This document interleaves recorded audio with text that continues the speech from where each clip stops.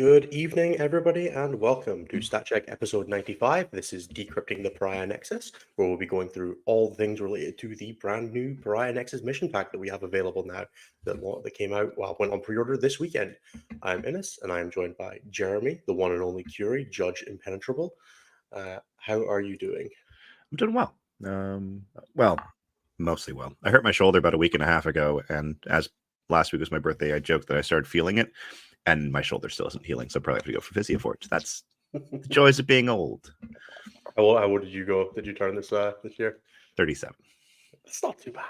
It's not too bad, but everything seems to start shutting down at this age. That's right. So I have a decade before it all starts shutting down. Good to know. Yeah. Oh, God. Fucking hell, Innes. Sorry.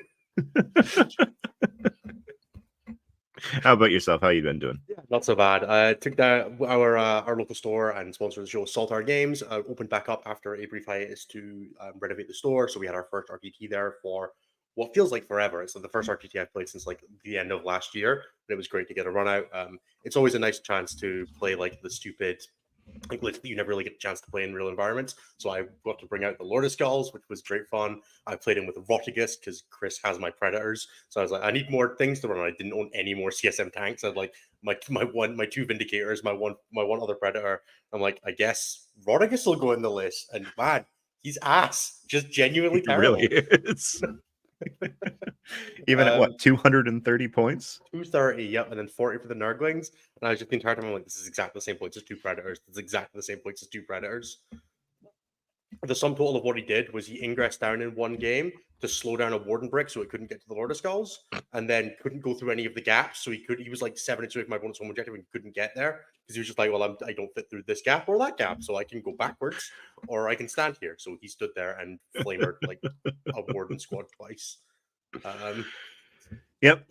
Nope, that man is never anything but just flat out disappointing. Oh, he was. Yeah, if I had just run 6 squads of Nurglings, I would have been happier. Yeah, because they might have actually done something. Well, up until now. If this was all packed, so yeah, they definitely would have done more. I would have been able to play fix much easier. But other than that, yeah, I went 3-0 with the Lord of Skulls. It was great fun. I had a really close call in the last game against my own CSM list from the index, ported over to the new update. So I basically just cut out some of the bikes that I was running and put in more Warp Talons and was like, oh, and I had an 8-point game with that, which was terrifying. I was not expecting to have any problems. And no, it was a great fun. Nice. But yeah, other than that, Lord of Skulls, I don't think it activated something that it didn't kill more than like once, which was a Night Crusader that it left on 3 wounds. Just like split firing 2 guns, killing 2 armigers, great fun. Do highly recommend. I think the Lord of Skulls is actually significantly more viable than I initially thought it was, and I thought it was going to be pretty good. And it genuinely does just feel like it is probably just a competitive Chaos Space Marine list that you could play and be happy with. I know Francois from Team Canada had a really good run with it at an event on Player Place this weekend. I played it on WDC and it felt very fine. On Player Place, it definitely feels a little more rude because it doesn't need to walk through wall stratagem. Yeah, it was. So yeah, Francois, a friend of ours, went to GT in Montreal. I guess it didn't make our stats, so technically it was a 5-round RTT, but we'll give it to him anyways. He made Meta Monday because it was like 22 people. But yeah, it was very funny because round 3 he was playing against like a 14-year-old teen who was playing Orc Champions Custodes, who was 2-0 and so excited. And then Francois immediately disabused him of any notion that he might be good at the game. Oh, Francois, so rude. Turns out flat 3 damage from that Lord of Skulls is really good into Custodes when they don't have a Feel No Pain up. The D6, I played against the Custodians round 1 as well. The D6 plus 2, pretty fun when they have a Feel No Pain. Yeah, that is also very true. Yeah, and then on Saturday I ran one of the last or second last of our little Team Canada fundraiser RTTs. Had 18 people out from the Dragon community, just had a ton of fun. And then it's very funny because people were very surprised by the pricing. So I've talked about these before, but basically it's real simple. We charge $50. Everything goes to the team, and whatever store's hosting us provides like food, snacks, and then some prize support. Because Dan was providing the prize support, he gave me the instructions. I immediately ignored them and said, you're selling Leviathan for $100 Canadian. How about I just give away 2 of those to first and second because there were 2 3 and 0s? And he went, yeah, they just can't trade them in for anything more than $75 in store credit. And I just started laughing because that box is like being scalped for like $250 still. Okay, fair enough. Dan's a interesting character. I do love Yeah, them. Of and then the Wooden Spoon was a Dominion box because AOS 4 is about to come out. course, it was. And yes, we still have some of those. The Yeah. like Right. 3 years after AOS 3 came out. You could use those as a throne, like you use Leviathan boxes, but still now, right? No, I think they've actually finally gotten rid of all the Dominion. Just about. Dan's selling People are it using for the conversion bits. $50 Canadian, I think. That even I know that's not a lot of money. Wow. Yeah, but yeah, it was a good time. Of course, because I was running the event, I managed to aggravate my shoulder again, so that's fun. So I've just been last 2 days doing a little bit of nothing, and aside from just doing some reading and trying to understand how everything's going to come together in a couple weeks' time. That's fair. Yeah. I also managed to play one game of the new missions, which was good fun. Yes, Got to jam that I've out a bit played and muddle through a little bit. 3 or 4 of them in the last few days. People are very excited to play them, so they've just been like throwing them up. And the TTS mod that we all use has already been updated for 10th or for. I'm just waiting for Pariah. ITC battle for Tabletop Battles app to update. Come on, Goonhammer, what are we doing? I think that they won't update until it's officially out, just in case. I don't know. Go yell at Rob. You're in the competitive chat. Yeah, but I don't think he's going to listen to me. That is fair. That was All your right. principle. We want to talk about stats real quick? Let's do stats, yeah. All right. We're going to talk about the last 2-ish weeks because last week was a very weird week. There were like 800 players, but 400 of them were at a single tournament in Germany, the German Super Major, where there were 403 players and 5 rounds. I think 7 undefeated. No top cut. There were 7 5-0s, and there were another 8 4-0-1s. So there were 15 people that didn't lose a game. And interestingly enough, of the 7 5-0s, not a single one went like pure 20-0s. Yeah, I mean, it's pretty hard to 20-0 this edition. Like, unless you're exactly leading VSL, most people don't score 5 20-0s in a tournament. It's pretty uncommon. This is true. Actually, was Liam at this week? Liam there? No, Liam wasn't there. I think Arna was the only like Arna and a few of the other Team Germany guys were the only real names I recognized at the event. But I definitely Arna was there and he went 3-1-1 with Thousand Suns. Yeah, I know Caillou was there. 3-1-1 and finished 55th out of 403 players. Yeah. There was definitely like a bunch of the Team Germany guys, but I didn't see many outside of that. There might have been some like the Team Austria guys and things like that, but I didn't really recognize anybody, which is awesome. I saw somebody. I mean, it looked like a really fun event, and like because it was part of like there was 100 people who it was their first ever tournament, which is pretty typical. Most of my sets every single week is about 30% of people are new to my set. Oh, Zollinger was there. Okay, yeah, I think he won too, didn't he? No idea.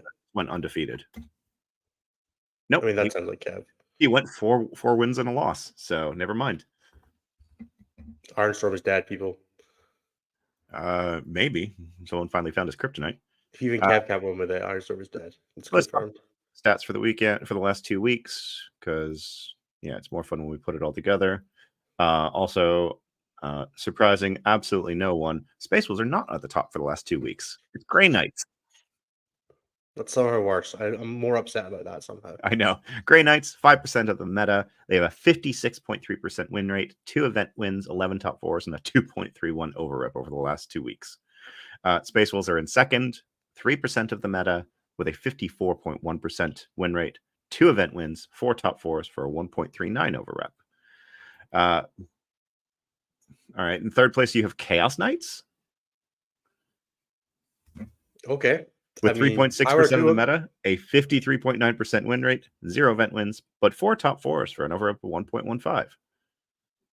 And just absolutely slumming it out in the bottom of the top 5, we have Sisters, 3.4% of the meta, a 52.9% win rate, 1 event win, 4 top 4s, and a 1.24 overrep.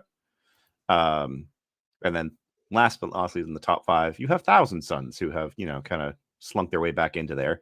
4% of the meta, 52.7% win rate, no event wins, 5 top 4s, and a 1.30 overrep. Still doing all right. Okay, so let's talk about the bottom 5, and I'm going to exclude Deathwatch because there were only 8 players. Not a real army. Bottom is AdMac for the 6th or 7th week in a row. 1.1% of the meta, so 18 Brave Souls over the last 2 weeks, a 39.6% win rate. They did manage 2 top 4s though, and so they have an overrep of 1.82. Good for them.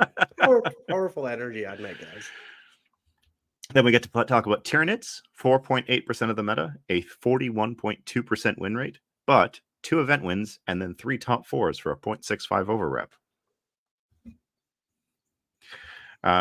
World Eaters, 60 players, 3.8% of the meta, 44.5% win rate, 3 top 4s and a 0.82 over rep. No event wins. And then last 2 in the bottom, we have Dark Angels, 2% of the meta, 44.5% win rate, no event wins, but 3 top 4s, so 0.82. They're actually not far off where they should be. There was that one event this weekend that was like 4th through 7th was just like Ironstorm, or Lionstorm. So that was I think it was in Missouri.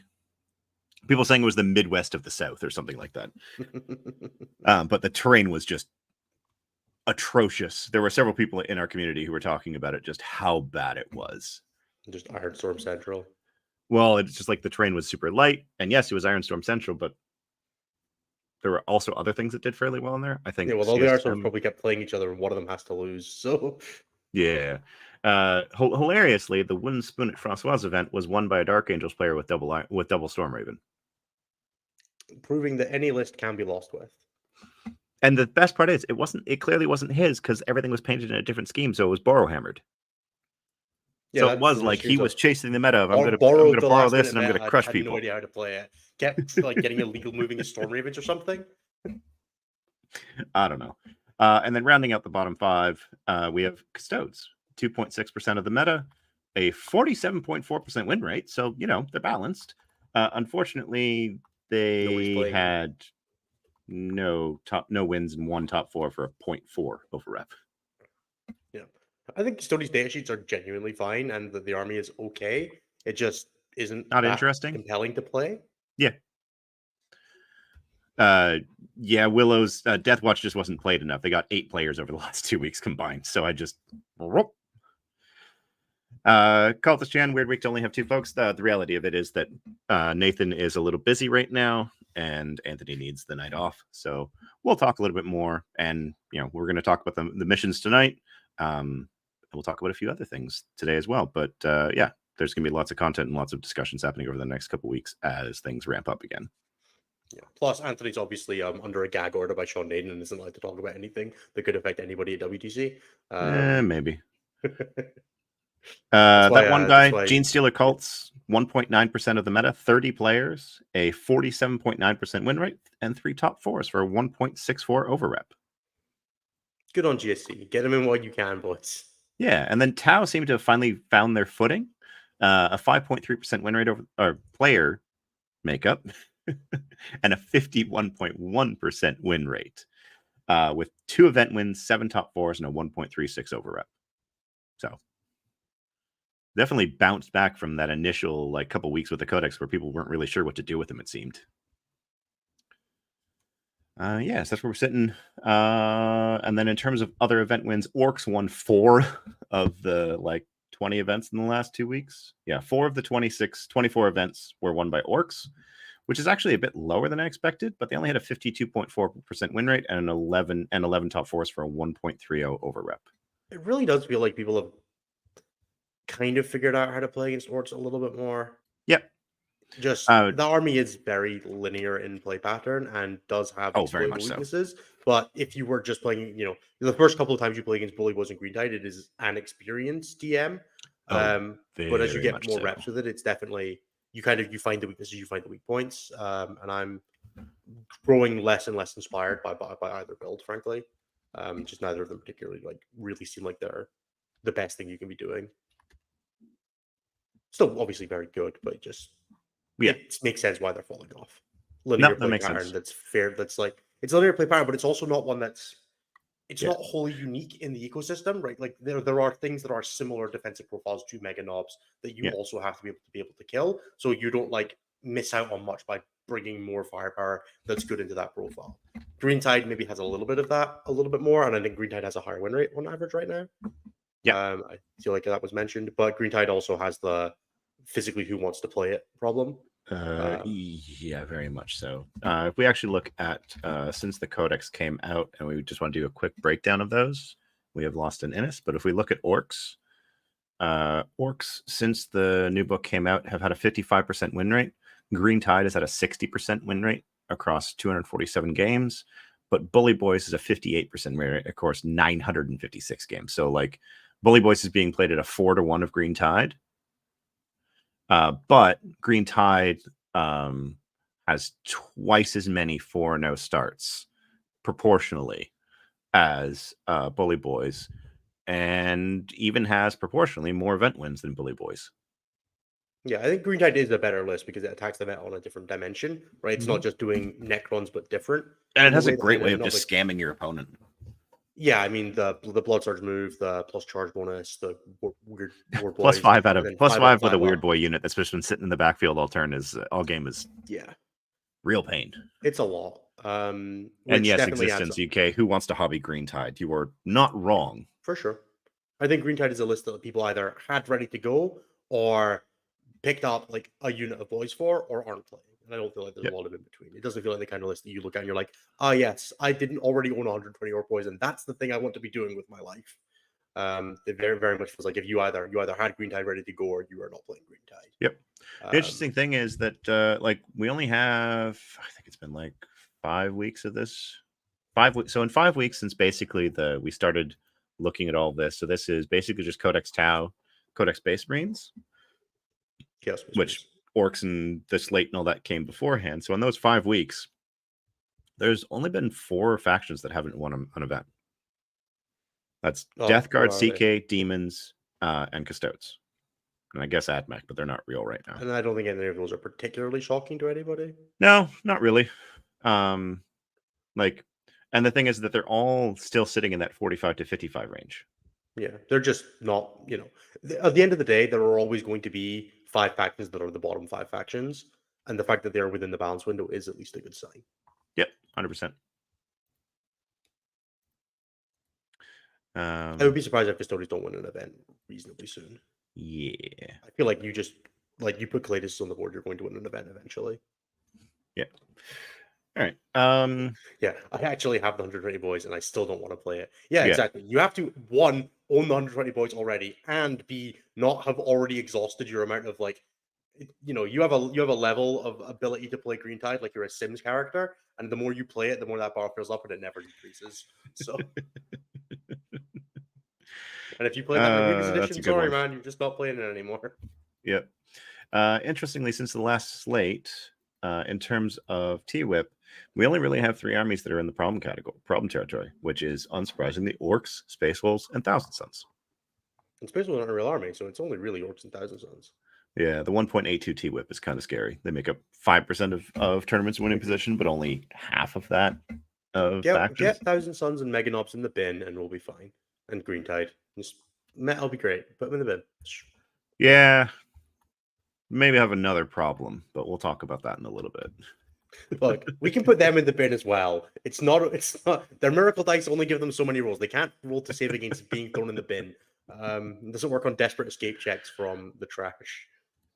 All right, so that's stats for the last couple of weeks. We recognize that a lot of this is going to be pretty meaningless in the next in like 2 weeks' time when the new missions and sisters and GSC and all hit. But we still like to keep people appraised of what's going on. And some of you are about to head off to ACO, so an idea of where the meta's at would be pretty useful. Yeah, I have a GT in 2 weeks on Saturday that's using the new missions, so that'll be fun. 29th then. 29th, yeah. Yeah, I have a team event officially after they're out. I have a 160-person team event in a week and a half. So on the release date, no, that's shit. The TO is Nick, and he was very clear that the rules deadline is June 8th, and nothing will change. And we went, okay. Sad times. It'll be a final farewell to. Yeah, there'll be a lot of discussion on like the Friday and Thursday if we get like a slate and everything, where people are like, can we just not like. Or everybody's going to do the pairings and be like, hey, so we recognize that we've done the pairings, but do you want to play a different mission? Would you like to play Linchpin instead of Priority Targets? Hey, can we play Terraform? All right, shall we quickly talk about... Yeah, let's do the new codexes before everything goes mad. All right, GSC, what do you like? Okay, GSC, I think everybody, obviously, the elephant in the room is that this book is significantly worse than the index was. I don't think anybody is really doubting that. Now, with that said, I think there is some stuff in here that people have got some options with for playing with. Particularly, I think the Bioscientific Brute Surge attachment and the Outlander Claw both have some genuinely fairly compelling options that give you some cool things to do. Outlander Claw giving you sticky objectives on your Jackals and also making them OC2, and then giving you OC4 and 6 Goliath trucks and then OC6 Ridge Runners is genuinely quite interesting. It has a kind of interesting suite of stratagems, and I think points pending, there is some good gameplay there. Jackals get around a lot of the they have a mortal wound output, which means that there is a decent amount of like interaction with your opponent that doesn't require going through the damage step for an army that is fairly limited on the damage step. And Ridge Runners basically didn't change and were already one of the most compelling data sheets in that book. And just making them OC6 is hilarious. I think there is genuinely kind of some interesting builds in there. And you can still run some of the more interesting melee options that are now buffed a little bit, like the melee acolytes that hopefully will be significantly cheaper rather than paying for the sins of bomb squads. Potentially like Patriarch and Genestealers who can now ride in a truck as well, which is quite That fun. is a cool change. Yeah, I don't know if it means enough difference, but maybe it's enough. Like he already has Infiltrator. Does he really need to ride in a truck? Who knows? But there is probably some cool stuff in there. The same thing applies to the Bioscientific Brood Surge. I think the triple Biophagus squads that are either acolytes with the melee weapons getting 18 damage to attacks on the charge, or metamorphs getting 40 damage to attacks with the blood surge ability and all that kind of thing. It feels like it might just be compelling enough, especially since you can put them in transports, have scout, get out the board quite aggressively. And after Aberrants, frankly, it was never fun paying nearly 40 points for a fragile as hell model despite the durability. They were durable models, but they were like durable because they were 40 points. If they can just come down significantly in points now while doing less damage, but you can just run more of them now, it will make the army a lot more consistent. So that's walk always through for anyone who's not familiar what changed with Aberrant specifically. Sure. So Aberrant specifically are currently, I want to say they're 35, 36 points a model for toughness 6 model with -1 to wound for strength higher than toughness, with 3 wounds and a 4 feel no pain and a 5 up armor save. They are 3 attacks at 8, 2, 3 in melee that hit on 3s.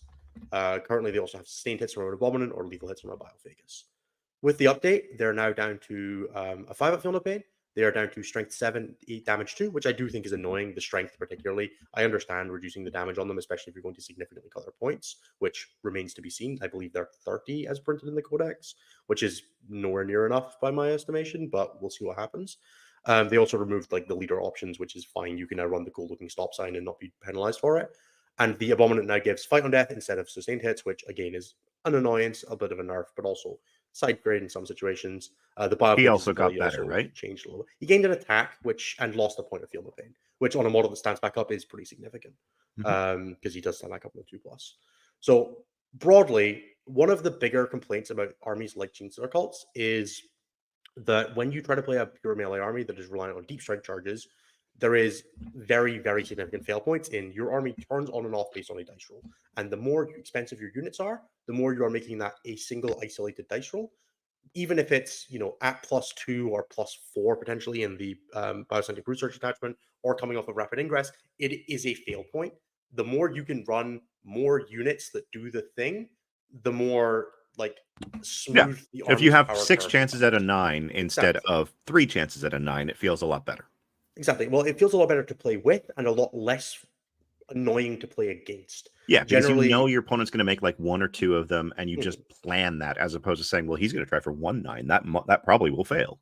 Exactly. Or I have to screen 1 Rapid Ingress unit, and it's all that matters, and you're either playing an army that can or can't screen 1 Rapid Ingress unit. It's very much the annoyance of playing against Blood Angels Death Company right now. Are you an army that can screen a Blood Angels Death Company unit? No? Well, then they're just going to do something, and you just have to adapt to that. It's very much the same with Aberrants.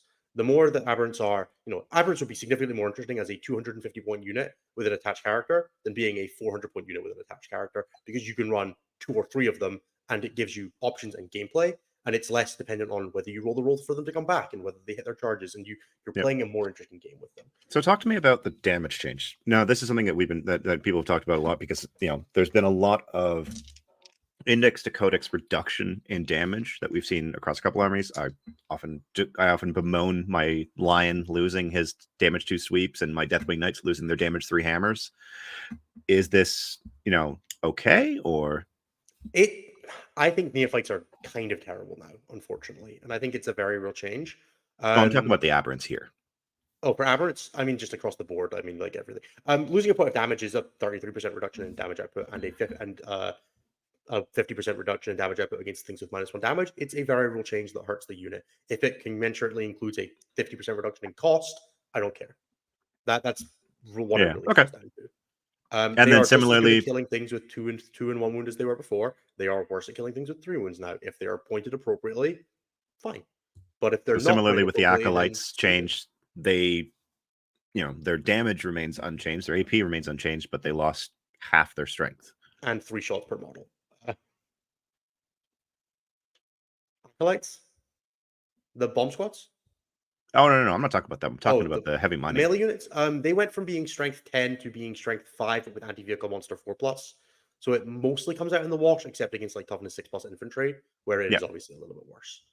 You can get around that by having things like the Biophagus, which you were probably running in that detachment, which gives you +1 to wounding against infantry once per game and also lethal hits. As opposed to the anti-infantry 2-up that it used to give. Yes, hey, it's not better than it used to be, but Yeah, it is I'm still just clarifying that like there's a access. bunch of things in here that make it okay, but also make Yes, it a little there bit are ways you challenging. can get around these limitations. You have lethal hits from the Biophagus, you have +1 to wound, you have reroll hits from the Primus. Like, there are ways and means to get around this. It is still going to be jumping through hoops. Yeah. Ultimately, the Genestealer Cult Codex, I think, is working a lot. It's a lot like the CSM Codex. It's like a very Blood Moony Codex. Like, on the third Sunday of July, if the Blood Moon is active and you have seen the worm turn, you can get +1 to wound. It really does feel like that.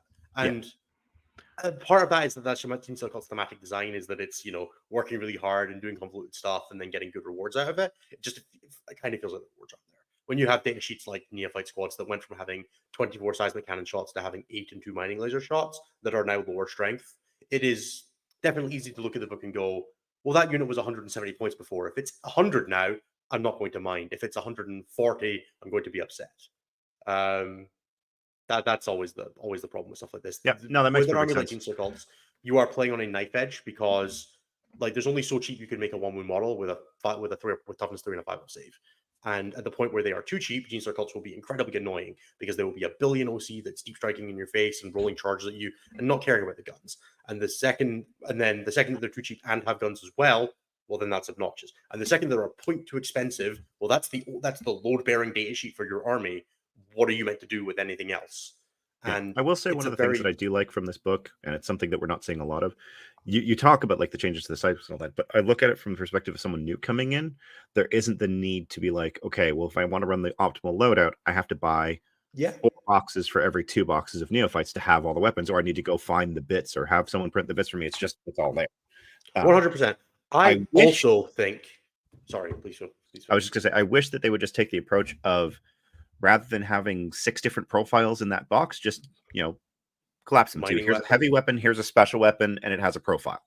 That would be nice, but I think that would lose a little bit of something with Genestealer Cult because some of their weapons are very different, and also on the tanks. It's be kind of weird for like the mining laser on the tank to be very different from the mining laser in the infantry and things like that. What it already is different. Yeah, I know, but it's very clearly a heavy version of the smaller one, right? Like in that sense, it makes like I don't mind it when it's 2 options, not 7, right? Yeah. It's 2 guns and 3 guns. Like I think people can manage that.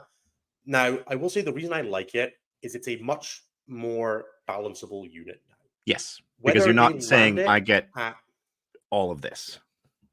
Whether they land it right on the first pass, which they may not. They definitely have it in the Codex. Whether they land it right on the first balance state or not, this is a game that we're going to be playing for another 2 years, guys. Like the first 3 months are a bit rough for Genestealer Cults. We've had significantly rougher periods in the army's history. Sorry, this is just how Genestealer Cults is. It's a very hard to balance army. This is a thing that makes it easier to balance because you now no longer have the price of the unit for damage output of 24 seismic cannon shots and 4 grenade launcher shots. It is now priced around 2 grenade launcher shots, 2 flamers, 2 Webers, 2 mining lasers, and 8 seismic cannon shots. And do you know what? That is significantly different from a 4 mining laser squad before and a 4 seismic cannon squad before. This is now a much more, this unit does what it says in the box, and it just does that every time. And that unit can be significantly cheaper than a seismic cannon unit that had to be priced around a Primus and a Nexus, an infinite recursion, and up and downing every turn, and low nopping. And that unit had to be 170 points. This unit can be a lot cheaper. And it could be like 140, 130 points, maybe less. I think you could probably get them down to the point where they're like 120 if you were like not giving them a ton of buffs otherwise, and to jack the characters up. I think that would be a much more interesting way to approach it, because the And just baseline basically unit is lean kind harder of into like the horde mentality of it and be like, hey, yeah, what if we these do are this? idiots. These are generic morons that have risen out of the underhive. If you run a character with them, the character makes them gods and fantastic. Your character's 100 points. Congratulations. You can have Yeah. 4 of them in your list or 5 of them in your list. You really want to, you can play 10 of them, but you'll only have 10 units to buff and you'll have no garbage. And Well, great. you can only play Or, 6, but you know what I mean, right? But you can play. I do want the list of like 6 units of neophytes, 6 units of acolytes with hand flame, or 6 units of units, Exactly. 6 units of acolytes with And you just auto do pistols nothing. with whatever You're just war playing gear you want on Unending them Swarm. being good. Yeah, you're just playing Unending Swarm Tyranids, except it's Genestealer Cult and it deep strikes, and that sounds fun. And you'll have like 2 units that have some characters, and they'll be really interesting, and they'll be really good, and they'll be the ones you spend all your CP on. And the other guys are just there to make sure that those guys don't die, because it's all about the cause. And I think that would be a really cool design philosophy.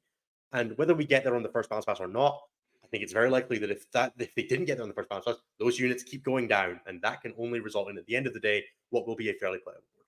Now, the annoying part of that is that we're looking at this Genestealer Cult Codex, and our best case scenario is current AdMech. Yeah. And that bit, it depends. That The point might be better than that. But I mean, in terms of pounds to playability. Oh yeah. No. That's but which is rough. That at least you GSC players are used to. Yes, but it still hurts. I know. I feel like you might hit a point where you're just like, Genestealer Cult. This seems like an army that you could pretty easily balance data slate and update onto. Like, you just patch on like a tiny version of Hypercrypt onto this army, and you're just like, every unit, once per turn, 1 unit can up be down. And you're just like, there you go. That's a balance update in the balance data slate in 3 months' time if this army still sucks. And you're just like, there's a little thing to make this army a bit more playable. And then that would make the army. Yeah, I think they're very hesitant to change any book on release. And I think part of that, unfortunately, is retailers, because you sell a published product and you immediately say it's invalid. They go, "Where's my money back?" Sure, but in 6 months' time, in 3 or 6 months' time, when we get a balance update for this army, it's very easy to go, okay, that I think would be a reasonable time to do it. You look at it and go, okay, it's not really functioning the way that we had hoped it would. It's like, you're looking at it and you're like, right, we don't want to keep dropping the points on this because, frankly, it's getting stupid. We can't have 4-point neophytes, and you're just like, all right, cool. Army rule. And it's the kind of army that lends itself very well to that, because none of the attachments really have anything like that. Where the closest to it is the various the Outlander has if you have bikes within 6 inches of a board edge, toss in the strat reserves, and then host of Ascension Day get shot. Which after you get shot, which is yes. Yeah, sisters can move into combat and you can go to board afterwards. Balanced. All right. The other thing I do like, though, that the 4 of the 5 detachments, not the Brood Brothers one, do feel like they bring a lot of really nice fluff and build around the limited unit range that is present within the Genestealer cults. I think most armies would be very happy to have those rules and those stratagems. It's the data sheet part of it that's a little lacking. Part of this is coming off the back of Ascension Day from the index. Every detachment feels lackluster compared to that. But Ascension Day was just insane. Yeah, for sure. It was absolutely nuts. But that's always the problem, right? Comparison is always going to breed contempt. We are looking at it from the perspective of, we just had Ascension Day. You are trying to sell us a new codex that is nowhere near as exciting as that. Why are you doing this? Yes, but now you can play melee GSC with a reliable way of disconnecting. You reliable TM. I think that's always the hard sell of it. You never want anybody to be upset about a codex coming out. You always want people to be happy. And I think people that wanted the playstyle of Ascension Day are not catered to by this codex. And I think that is a failure. That there is nothing in here that is design philosophy of shenanigans, uppy downy, janky bullshit. Yeah, I wouldn't be surprised if part of that was just because they found that playstyle was real painful for people to play into. Yeah, I think it probably is. But I also think it's really tough to sell people an army and then sell them a completely different one that uses the same models and be like, this is the same army. Yeah. When they're like, we talked about this last week, where Genestealer cults, they haven't had an identity at all over that's consistent from edition to edition or even within an edition. Yeah, it's not conditioned from index to codex in this edition, let alone. Yeah, it wasn't. It was the same in 8th edition. It was the same in 9th edition. It is always going to be the way. Hopefully, maybe they found it a little bit more. All we got to hope for, I guess, at this point is that someone at the studio takes a liking to them and starts pushing some cool ideas on them. Okay, Last question on GSE before we move on to Sisters. Do you think Cult Ambush for blips for units coming back makes it to 11th edition?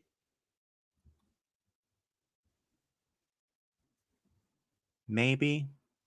I don't think there's a fucking hope in hell. I think the only reason we still have it is because they sold everyone blips last edition and wanted them to keep, didn't want to invalidate them immediately. Didn't they sell them the blips in 8th?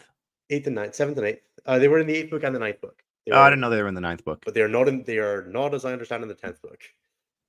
The goal for people was for people to be happy, explain the Custodes Codex. Well, everyone who didn't play Custodes was very happy with that book. I'm not saying that's defensible, but I think Custodes has exactly the same problems as Genestealer cults. They do not have an amazing design philosophy. Yep. They are bigger Space Marines, and GW has a very real problem with trying to make Space Marines feel like the most elite army in the game, which makes it really difficult for the army that's the more elite Space Marines to feel like they have a job. And feels real bad for Grey Knights, who are supposed to be the more elite Space Marines. Who are the Dread Knight and Land Raider army right now. Hey, they're also 2 up on all their power armor. But anyways, I will also add one other thing. Please don't try to argue with your TOs that units in Cult Ambush can rapid ingress.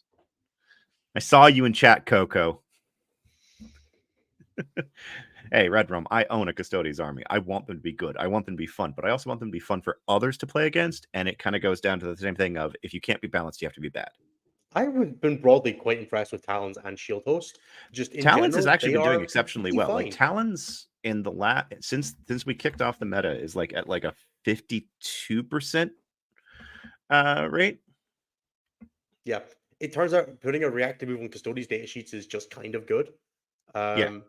I agree that the durability doesn't feel like it's there for Custodes, and they definitely feel like a very, like outside of exactly Wardens, they feel very squishy for the points.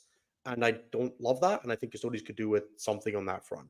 I almost feel like you could do, like, again, the fact that Qatar's lost -1 to hit, I think that's the thing that just always feels wrong here. I think that they should have, because they just dominated the melee too much. Sure, but they also stripped away all of the other mechanics, right? That's the problem. No, right? no, what you should do actually, and left nothing there. You should make us get rid of the Katars for like lethal and sustained. Give them something else that's interesting, like giving them sweep attacks if they want to, so they can cleave through hordes and give them and then give them like +1 to wound against monsters' vehicles, that kind of thing. So frankly, I think what Custodes play the biggest like sadness for Custodes players, I think, is that genuinely the army has had the identity of being the 4-up Feel No Pain Against Mortal Wounds faction for 2 editions now, and that is gone, and people don't like it.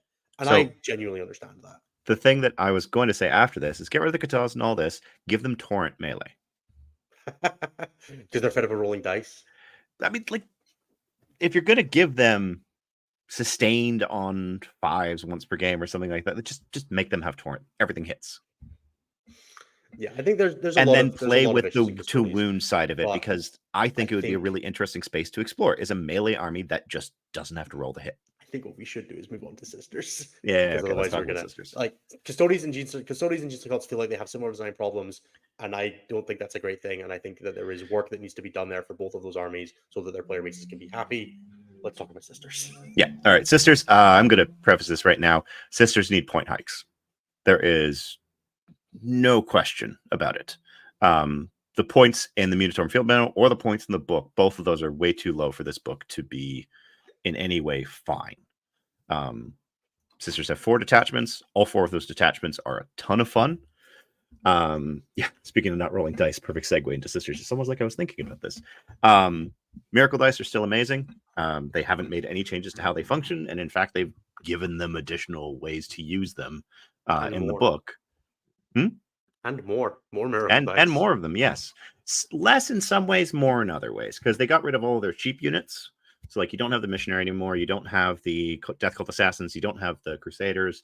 But they had been pointed to a point where a lot of people weren't taking them already. So I don't think that's a huge impact. But it does mean that, like, a Sisters army that had 19 units now has, like, 17 units at current points. But they're all way better. They are all significantly better. Like, I look at the Humble Zephyrim as an example. Originally had +1 strength on the charge. Now you choose every time they fight, sustained or lethal. And if they made a charge move, you ditch a miracle die and they get both. Which notably does work on the character as long as you're running the power sword. Yes. As long as you give her a power weapon, it works on them, which is very silly.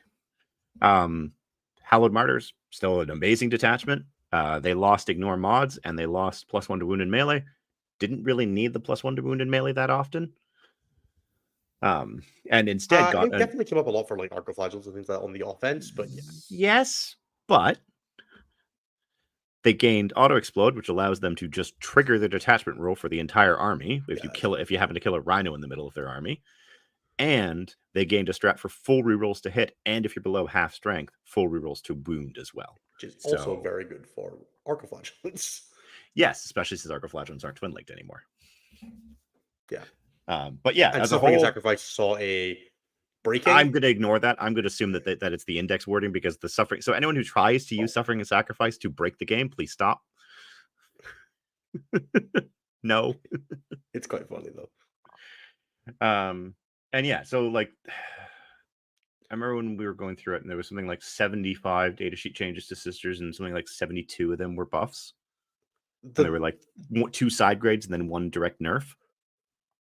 For me, the Triumph change is the biggest signifier of like there is a design philosophy here of let's make everything in sisters good. Like let's make them able to do whatever they want. The Triumph was already amazing and got better somehow. Like the Triumph went from like generating auto 6s when things die to just giving you a 6 in the command phase at the beginning of the battle round anyways. Yeah, but also she has before her auras were kind of, I don't want to say limited, but they were you only usually took 4 of the 6 auras. Now you're going to be taking 5 of them on a fairly regular basis. They were very much they were role locked, right? Like the Triumph did a couple of things. She mostly was there for generate 6s when things die. She was there for a feel no pain, and then you maybe transitioned to lethal in the mid game, and then that was kind of all you really saw out of her. Yep. I'm maybe forgetting, but like it feels like that was mostly all you did. Occasionally, you would pop the plus leadership if you're playing against Tyranids or Chaos Knights to try to be able to auto pass battle shock tests and all of that, but that was about it. You definitely never did the rapid fire one. Now it's just like, okay, so I just have always on +2 move and +1 advance and charge army for anyone within 6 of her, which is basically army wide. I can have +1 AP in melee. I can have reroll wound rolls of 1 in shooting. Like we're talking about like reroll auras, things that kind of was supposed to be going away this edition and kind of has just stuck around and apparently just stuck around in this thing. Yeah, like Call has one, and I'm struggling to think of others. Shadow Sun? Yeah, Call, Shadow Sun, and I. Yeah, me too. No. There's one that you're forgetting right now. CSM, Abaddon. Oh yeah, I mean Abaddon's sure. It's full rerolls. It's kind of shit. I'm joking, obviously. Yeah, there's not a, but yeah, it's the fact that it's wound rerolls as well is very, very different. There's not a lot of access to wound rerolls in the game now. I do really like Morty does reroll wound rolls of 1. Okay. Mortarian. I don't know who that is. Yeah, sorry. I figured. Yeah, so like the Triumph, I really hope it's like 200 points now because the buffs that she hands out are insane. She's still super tanky. She's still OC6. She still has 18 attacks at 5-2-1, which can be 5-3-1 or 5-4-1 if you're playing the right detachment. Yeah, she is incredibly good. She feels like the glue that holds sisters together in an army that is already well constructed, and that feels like the problem. Like, I would describe it as sisters is an army that if you removed the Triumph would still be one of the best armies in the game, and it also has the Triumph. Agreed. Yeah, the on their own, like Vol got better, Palatine got better, Celestine got better, even Zephyrim got better. Like as I mentioned, Zephyrim got better. There's a new character who makes Zephyrim and Seraphim both very happy.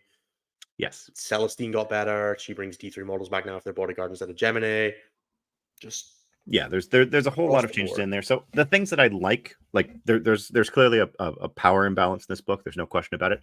I think it can be fixed with points, though. I don't think it's one of these things where Poor Junith did get murdered. Her ability to generate CP now required you to discard a dice or pass a leadership check, and she's now mounted instead of infantry. She definitely they were like rifling for like loose things to nerf, and they were like, nobody's playing Junith anyway, and just threw her out. And Arcos, they're like, you know what? They get a 5-up Feel No Pain now, but they got a 6-up Invuln, and they lose Twin Linked. Yeah, but they have access to +1 to wound for the Ministorm Priest now. And you kind of look at it and go, don't really care. You can get a 5-up Invulnerable Save in Penitent Host. And couple that with a 4-up Feel No Pain on demand. Yeah, I love this one. It's great. No, I like There's a power imbalance. There's no question about that, but I think it can be fixed with points. I think Sisters become more like Marines in terms of an elite army where you have like 14 units instead of 21 units.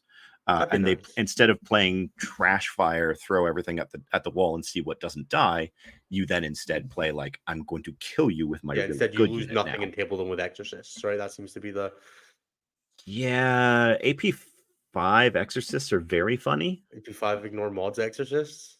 Well, not all mods. You can still AOC. Sorry, just hit mods and ballistic skill mods. Just hit mods, wound mods, ballistic skill mods. So I'm going to say right now, Army of Faith is definitely my favorite. Apparently, Art of War earlier said it was the worst of them. I don't know what they're talking about. Army of Faith, for anyone who doesn't know, allows everyone in your army to do 2 acts of faith per phase per turn, or per unit per phase, which is just a lot. I mean, people were taking the Triumph to be able to do that within an aura of 6 inches. Triumph do 2 of the other auras all the time. Mm-hmm. Exactly. The enhancements are pretty good. All of them just help you generate additional miracle dice, and the stratagems are all wild. Like the worst of them is giving uppy downy to jump pack sisters. Yeah, the worst. 3 of them are auras. If you use them on a jump pack unit, like they're 3-inch auras, but they're still auras. One of which is ignore mods. One of which is a 5-up against mortals, and the last one is -1 to be hit in the shooting or fight phase. Got all the custodians rules. They really did. Yes, the Triumph is basically a Primarch, despite Morven Vol also existing. Yeah, FMP for mortals is probably worse than Uppy Downy Seraphim, let's be honest.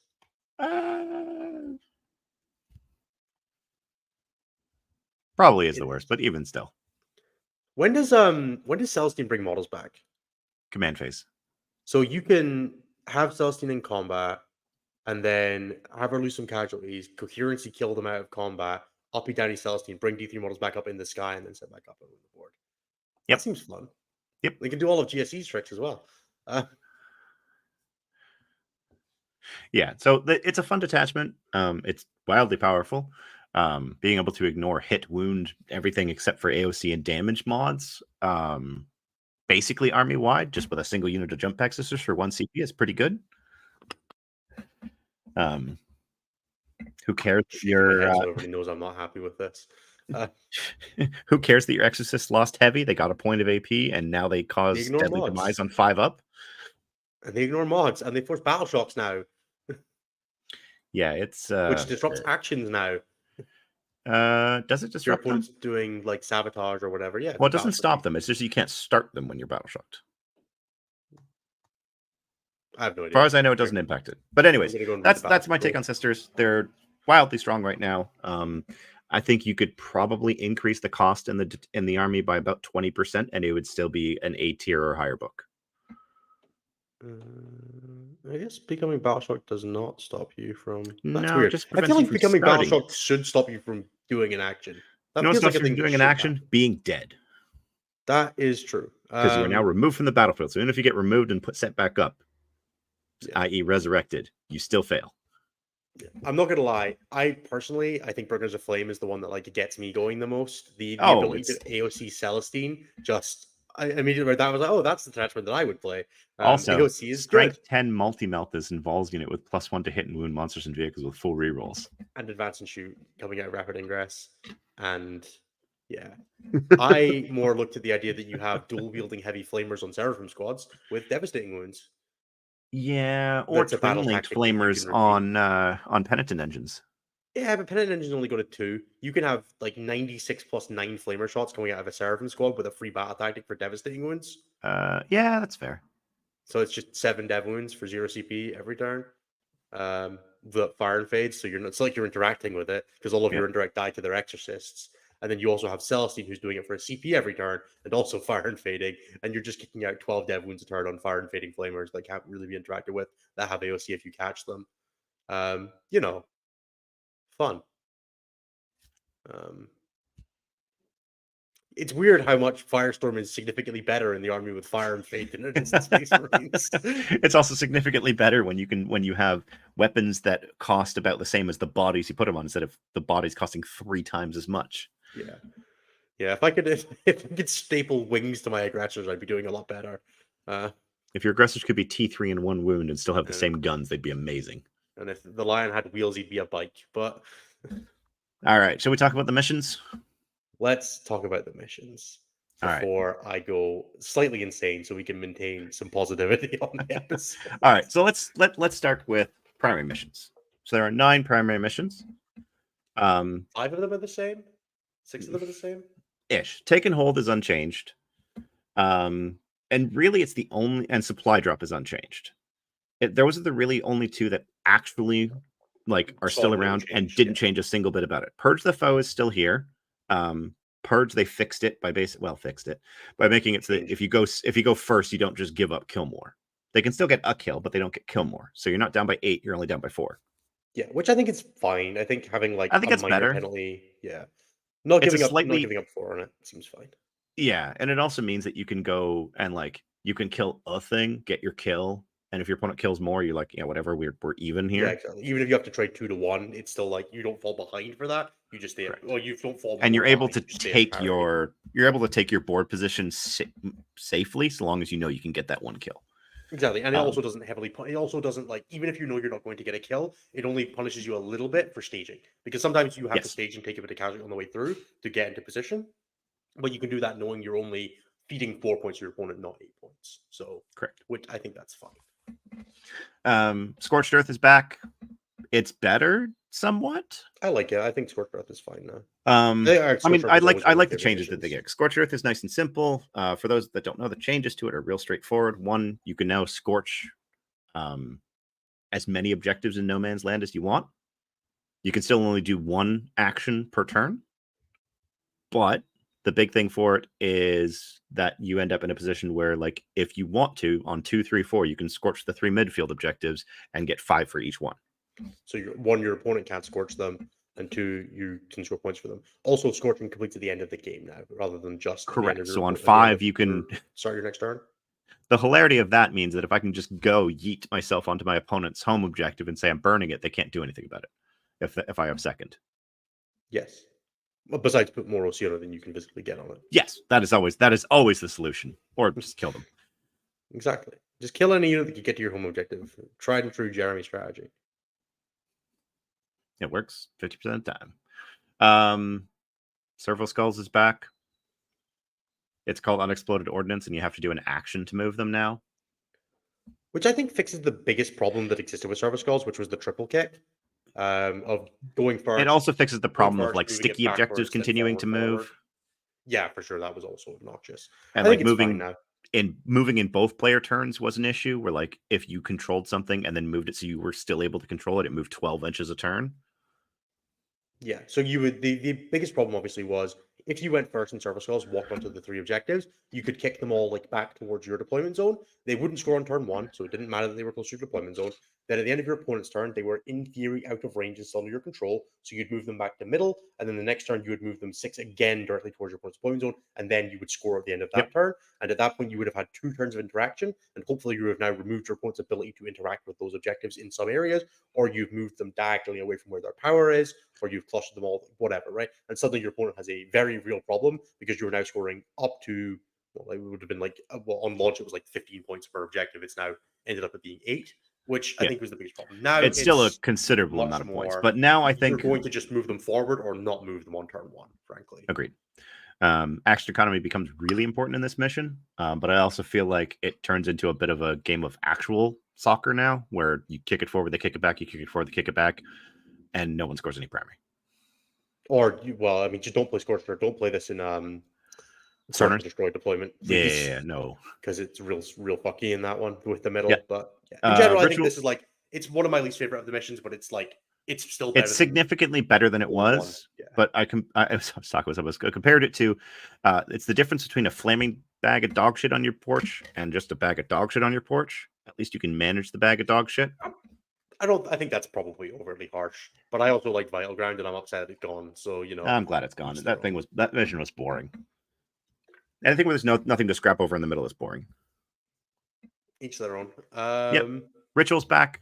Ritual has 2 small changes. One, it's now 12 inches instead of 9, which is actually pretty big. It's also 12 inches from one objective in No Man's Land. Yeah, that was the second change I was going to say. Yeah. Well, there's another change then, in which case. They make it you make them at the end of your turn now, which means you can't cleanse them when they're created. Oh yeah, You but that changes with the actions, so we can talk about that. Sure, yeah. Because it's not the change to ritual that matters; it's the change to cleanse Change to that cleanse, matters. yeah, that's fair. But It yeah, matters most for the ritual. It only matters for the ritual, so it makes sense to mention it here. that's fair. Yep. 12 inches is fine. Having to go off of midfield is fine because now that it's 12, you can actually still make them pretty close to your edge, and then you just make others along that edge anyways. Ben, can't hold 2 objectives with big models anymore. Yes, you can, because it's exactly 12 inches away from one and at least 6 from any other one. Yeah, so your big models can still hold 2 objectives. In a triangle, right? They're going to be the same distance. You just probably can't hold 3, which was definitely something you could do in ritual before. I think you might be able to by like turn 5 if you made it in like a weird web formation. Have you ever seen those like GIFs of people like doing like constructed shapes from straight lines and square rules? This might just be like an education, like a math TikTok thing that I've degenerated down. But you can create some weird shapes with just like straight lines. You might be able to do like one off the middle objective here, one off the middle objective in a triangle, one diagonally up the way, then back across the way, and then down the way, or something like that. That ends up with like 3 of them in a nice little triangle. But it doesn't feel like it's a thing that's going to be happening very often or with interaction from your opponent. The other thing that I do like here, because they have to be 12 away, most deployments now you can't do the straight line of 3. Which was you can do max of 2 mostly. Yeah, most of the time without doing an intermediary objective. At least you're going to struggle to do 3 in a row, which was definitely a thing you could do on a lot of like sweeping engagement and Crucible battle deployments. It gets funny on Search and Destroy, actually. Yeah, I just choose not to think about that. That seems awful. You'd have to go like this and all right, don't worry about it. Yeah, don't think about it too much. That probably isn't a combination that'll exist. Burden of Trust. This is kind of a weird one, but basically it's new battleground. It kind of is, yeah. It's you score 4 for every objective not in your deployment zone at the end of every one of your command phases, and also, for everyone that you control, you choose one of unit from your army that's in range of it to guard it, which doesn't mean anything aside from they just have to be there in your next command phase. And you get 2 VP for each one of the is guarded as well, and you control. Now, the thing that I'm not clear about is, can you guard your home? Yes, that's why it's new battleground, because it's 2 points for your home objective. Yeah, but not on turn 2, only on turn 3 onwards. Yes, because on turn 2 you would choose it. You would choose to guard it. Mm-hmm. Yeah, and so this is a weird mission. I'm not gonna. Yeah, it's I don't know. It's a weird one. Yeah. But you can guard your home objective 100%. Yeah, and the wording for me was like, yes, you can. It's just okay, you'll get 6 from that. Cool. Terraform is our next one. Oh, that is also weird. As Donald points out in the chat, because it scores at the end of the end of each player's turn, not the end of the battle round. If you're going second, you don't score for guarding on turn 5. That's correct. Yeah, because it says end of each player's turn, the opponent of the player whose turn it is scores 2 VP for each of their units within range of and guarding an objective marker they control. You would score on your opponent's 3, your opponent's 4, and your opponent's 5. You would just do it at their. No, it would just be the other way around, right? It doesn't make a difference. Because you would score for guarding. Oh no, yeah, you would score 3, 4, 5 both ways. Their 4 on their 5, and your 5, and then so it should be 2 on each. You should both get 3 opportunities to score it. I think that's fine. It's just disjointed on which turn it is. Like one player will score them on 3, 4, 5. One player will score them on 2, 3 on 3, 4, 5 the other way around. Yeah, I think it's fine. Just the player going second scores first. Yeah, it's a little weird, but yeah, that's weird, but I don't think hugely impactful. No, Terraform, pretty straightforward. 4 for everyone you control. That is, and then you can also do an action outside your DZ. This one has a really weird interaction, though. The units is each within range of a different objective marker that is not within your deployment zone, has not been terraformed. Mm-hmm. So the issue here is that if you're playing against some kind of jail list and they rush up and they terraform all 3 no man's land objectives, you can't do it.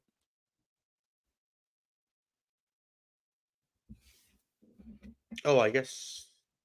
Oh, sorry. Just to quickly go back. Yeah. You can't Burden of Trust on turn 2 as the player going second, because the player going first would get the turn 2 one, whereas you wouldn't get their turn 2. So it's the earlier that it matters. Second weird. battle round only. Player whose turn it is scores 4. Then for each one they control, they select 1 unit from their army within range of that objective mark to guard it until the start of their next turn. Oh, I see what you're saying. No, they are correct. So you would score it. So if you go first, you would score it at the bottom of 2, 2, 3, the bottom 4, of 3, 5. the bottom of 4, and the bottom of 5. If you go second, you would score it at the top of 3, top of 3, top of 4, top of 5. But Yeah. that's only 3 instances instead of 4 instances. Yes. So that and probably yes, needs you like can you could terraform start turn battle 1, on Dorian. 1 if you're going second, I guess. Weird. So yeah, back to terraform. Yes, there's no restriction on when you can terraform, other than that each objective can only be terraformed once. So if you can go early and terraform all the objectives, your opponent cannot come back and terraform them later. Also notably, you can 100% get tabled and keep getting terraform points. Yeah. There's some interesting things here where you can do like if you walk onto one objective on turn 1, terraform it, and then you hold your home and that one, and then you never touch it again. You just completed the terraform on it. You will max primary with a secret mission. Well, you can't max primary with a secret. You'll get 40, right? You will max the 40. Yeah, if you do that, because you've terraformed 3, you'll get 24 without ever holding an objective. Exactly. So all you got to do, guys, is just walk onto the objectives, terraform them, and then just jam at your opponent and just kill their primary. Don't worry about scoring your own. You're gonna play Unbroken Wall, and you're gonna be fine, buddy. Yeah, it's this is how Ironstorm scores 40. How Ironstorm scores 20 nils per army. Yeah. Take and hold is unchanged. It's nice and vanilla. It's nice and simple. I'm sure it's going to be a cookie cutter mission for a lot of events because no one has to explain it. Linchpin is the last one. Linchpin is the last one. This is take and hold with extra steps. This is priority targets with extra steps, my friend. Holy crap! Does this one have late game bias? I don't know about that. I scored 36 VP in 2 turns going second in this mission. This is a dumb mission if you go second and you can take like game control. Oh, it doesn't have the 15 cap. Does not have a 15 cap. If you play this in Hidden Supplies, it is 28 primary a turn if you are scoring freely. Oh yeah, Hidden Supplies. Yeah, it is. It is. Yep. Very this silly. Mission is very, very strange. So I think we'll never play this one with Hidden Supplies for exactly that reason. I would imagine the same. Yeah, I think we should play less Hidden Supplies because of Unbroken Wall, but just in general. That too. Okay, so Linchpin. 3 points for every objective you control. That's it. If you hold your home objective, everyone that is not your home objective is worth 5 instead. So attack your opponent's home objective, hold the middle. That's broadly the gist here. Yep. The main thing here is that it does not have a primary cap, which means that you can, in theory, score. If you're holding all 3 No Man's Land objectives and your home objective, that is 18 primary. If you're holding your opponent's home as well, that is 23.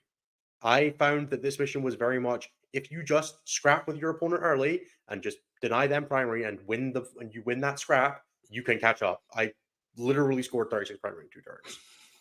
By just being like, yep, I'm just going to stand on these 4 objectives because you are out of stuff now. And it was very, very messy for that reason. In theory, if all you did in this mission was play playing Unbroken Wall for the secret mission for hold 3 objectives at the end of the game. Going second, if all you did was hold your home objective and on turn 5 walked onto the 3 middle objectives and end game scored them, you would score 38 primary on the last turn. Because you would score your 40. You would get 18, and then so you held your home objective for one of those 5, one of the preceding 3 turns of scoring, you would cap primary in that situation, which means that you could, in theory, completely abandon your deployment zone other than on exactly turn 2 to throw your body at your opponent and then run back through the middle on turn 5. And with capture enemy outpost gone from secondary, spoilers, that is as long as you actually a viable play. You would have gotten it. So there you go, Wolf Jail players. That's your new platonic dream. Just every single model in your army in your opponent's deployments on turn 1. Just as long as they. I'm now picturing 60 jump pack Blood Angel models just running forward. Exactly, and you can go backwards and get all your primary on turn 5. Don't sweat it, buddy. You can get it all later. As long as they're holding their home objective, they'll be scoring primary, and you're not holding yours, so you'll be behind. So you can pick a secret mission. Yep. All right. Mission rules. Killing Rain's gone. We heard this last week from the MetaWatch. What is the new? Let's walk through the 10 mission rules that exist and then talk about what we think the new Chilling Rain will be. Which 3 we think are the new Chilling Rain. I think it's going to be. There's going to need to be a couple. So Hidden Supplies is back. It's no different. That's fine. You have prepared Hidden positions, which supplies, allows. notably, by the way, really, really messy with the 2 new deployment maps of Tipping Point and Sweeping Engagement. And I simply choose to believe that no one will be stupid enough to put it on those maps. Yeah, I was looking at them in they're in your TTS. deployment zone. Shout out to Chris Patterson for updating it like within half a day of us having it. I looked down, I pulled it up, and I pulled up the hidden supplies on Tipping Point. Went, never want to do this. Yeah, the other problem is obviously you don't know which direction it goes. On Hammer and Anvil, it doesn't really matter. But because there's no corner in no man's land, the hidden supplies doesn't tell you. It just says do it. Yep. So it's a little messy. Yep. I would say it's the short end that it should always go towards, but you would think that, but because that's where it would go with sweeping and crucible, towards the big one, or the old sweeping, because now sweeping is stepped. Anyways, prepared positions. Battle line get to use go to ground and heroic for free. Fucking flashbacks to just getting heroic by all of the armigers. Just 0 CP heroic into just no. I don't like this one. No, thank you. But cannot do so if they've already used that stratagem on a different unit of the turn. So it's just no likey. Me no like. I don't like this one. Yeah, I had completely forgotten that war dogs are battle line. That's kind of funny. Also, just like 10 Terminators and Grey Knights, like, or a custodian just guard go to squad. ground. Hey, we have cover. Custodian guard squad that you're just like, oh no. Yeah, there's a lot of battle. Better have something that ignores cover. Hellhound stonks get rising. I was more thinking about getting heroic by it, but sure, man, you're to them having a cover save. They can go to ground for 0 so that they can take their 6-up armor save to kill themselves to pull you out of charge range when you try to chip shoot them. There you go. There's a trick for you. And all right, Fog of War. Everyone has benefit of cover from the first battle round, and you cannot use core stratagems except for new orders. I like this one. I think it's simple. I like it a lot. I think this. I'm gonna flag this one as probably one of the Chilling Reigns ones because it tones down turn 1.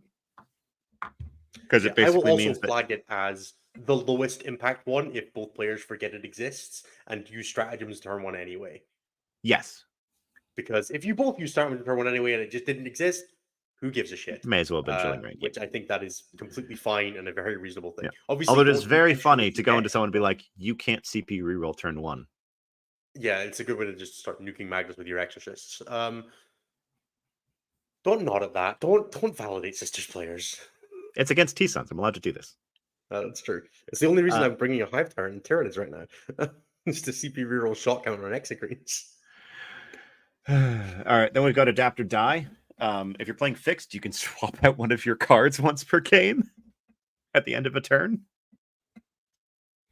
And if you're playing tactical, twice per game, you can draw a bonus card when you would draw a card. And then choose one of those 2 to keep and shuffle the other one back in. Yeah, I don't like this one at all. I think this is. I don't think this one will see competitive play at all because being able to swap fixed midway through a game is. Or adding consistency back to either player. Now I have a question. Well, consistency back to adapt to like tactical is fine because you can use new orders every turn anyways. Yeah, but I feel like that's enough consistency. Right? There should be fail points in tactical, right? You should be paying a cost for choosing to not play, right? That there should be something going wrong. The thing I have a question with this: if you're playing fixed and you swap out, say, Bring It Down, and you've already scored 20 points on Bring It Down. No. Does it still? No. Can you still score on the new one? Yes, probably. I'm not saying that it doesn't still cap. Wait for the tournament companion to see what it says on it. I'm sure that it still caps at 40, right? Like 100%. Yes, but can you score like 20 on that and then 20 on the other and 10 on the other one and then 10 on the one that you... Or is it the new one replaces and it's the combined total of the 2 new ones? Like, that's not at all clear from this card. Needs an FAQ. Yeah. Stalwarts, battle line units can perform an action are still eligible to shoot in that turn. Yeah. Back on the War Dog train here. Yeah, like Chaos Knights and Imperial Knights could do with the help, but I broadly just don't like this one from the perspective of action should be a thing that has a cost. And they can also perform an action while within engagement range. That part I like. The first half I'm not as huge. If it was just that, I would be cool with it. But yeah. Inspired Leadership. This is the second one that I think is going to be your Chilling Reign. It's +1 to a battle shock tests. If your Warlord is within 9 outside of your zone and visible to the unit. Look, man, I really didn't feel like Chaos Knights and Terroritas needed a kick in the nuts, but apparently... just kill their Warlord. Yeah, man, just kill their warlord as Chaos Knights. You do loads of damage to things in the middle of your opponent's army really easily. That's a total thing. You've got like 11d6 havoc launcher shots. It'll be fine. Yep, just kill Abaddon with Havoc launchers, bro. It'll be fine. You'll do totally great. Quotations by the mentally sick. Smoke and mirrors. After you've deployed, you can put a unit into strat reserves up to 500 points worth at strike force, and it doesn't count towards the total. I think this one is more likely to be a generic one because it just doesn't matter very much.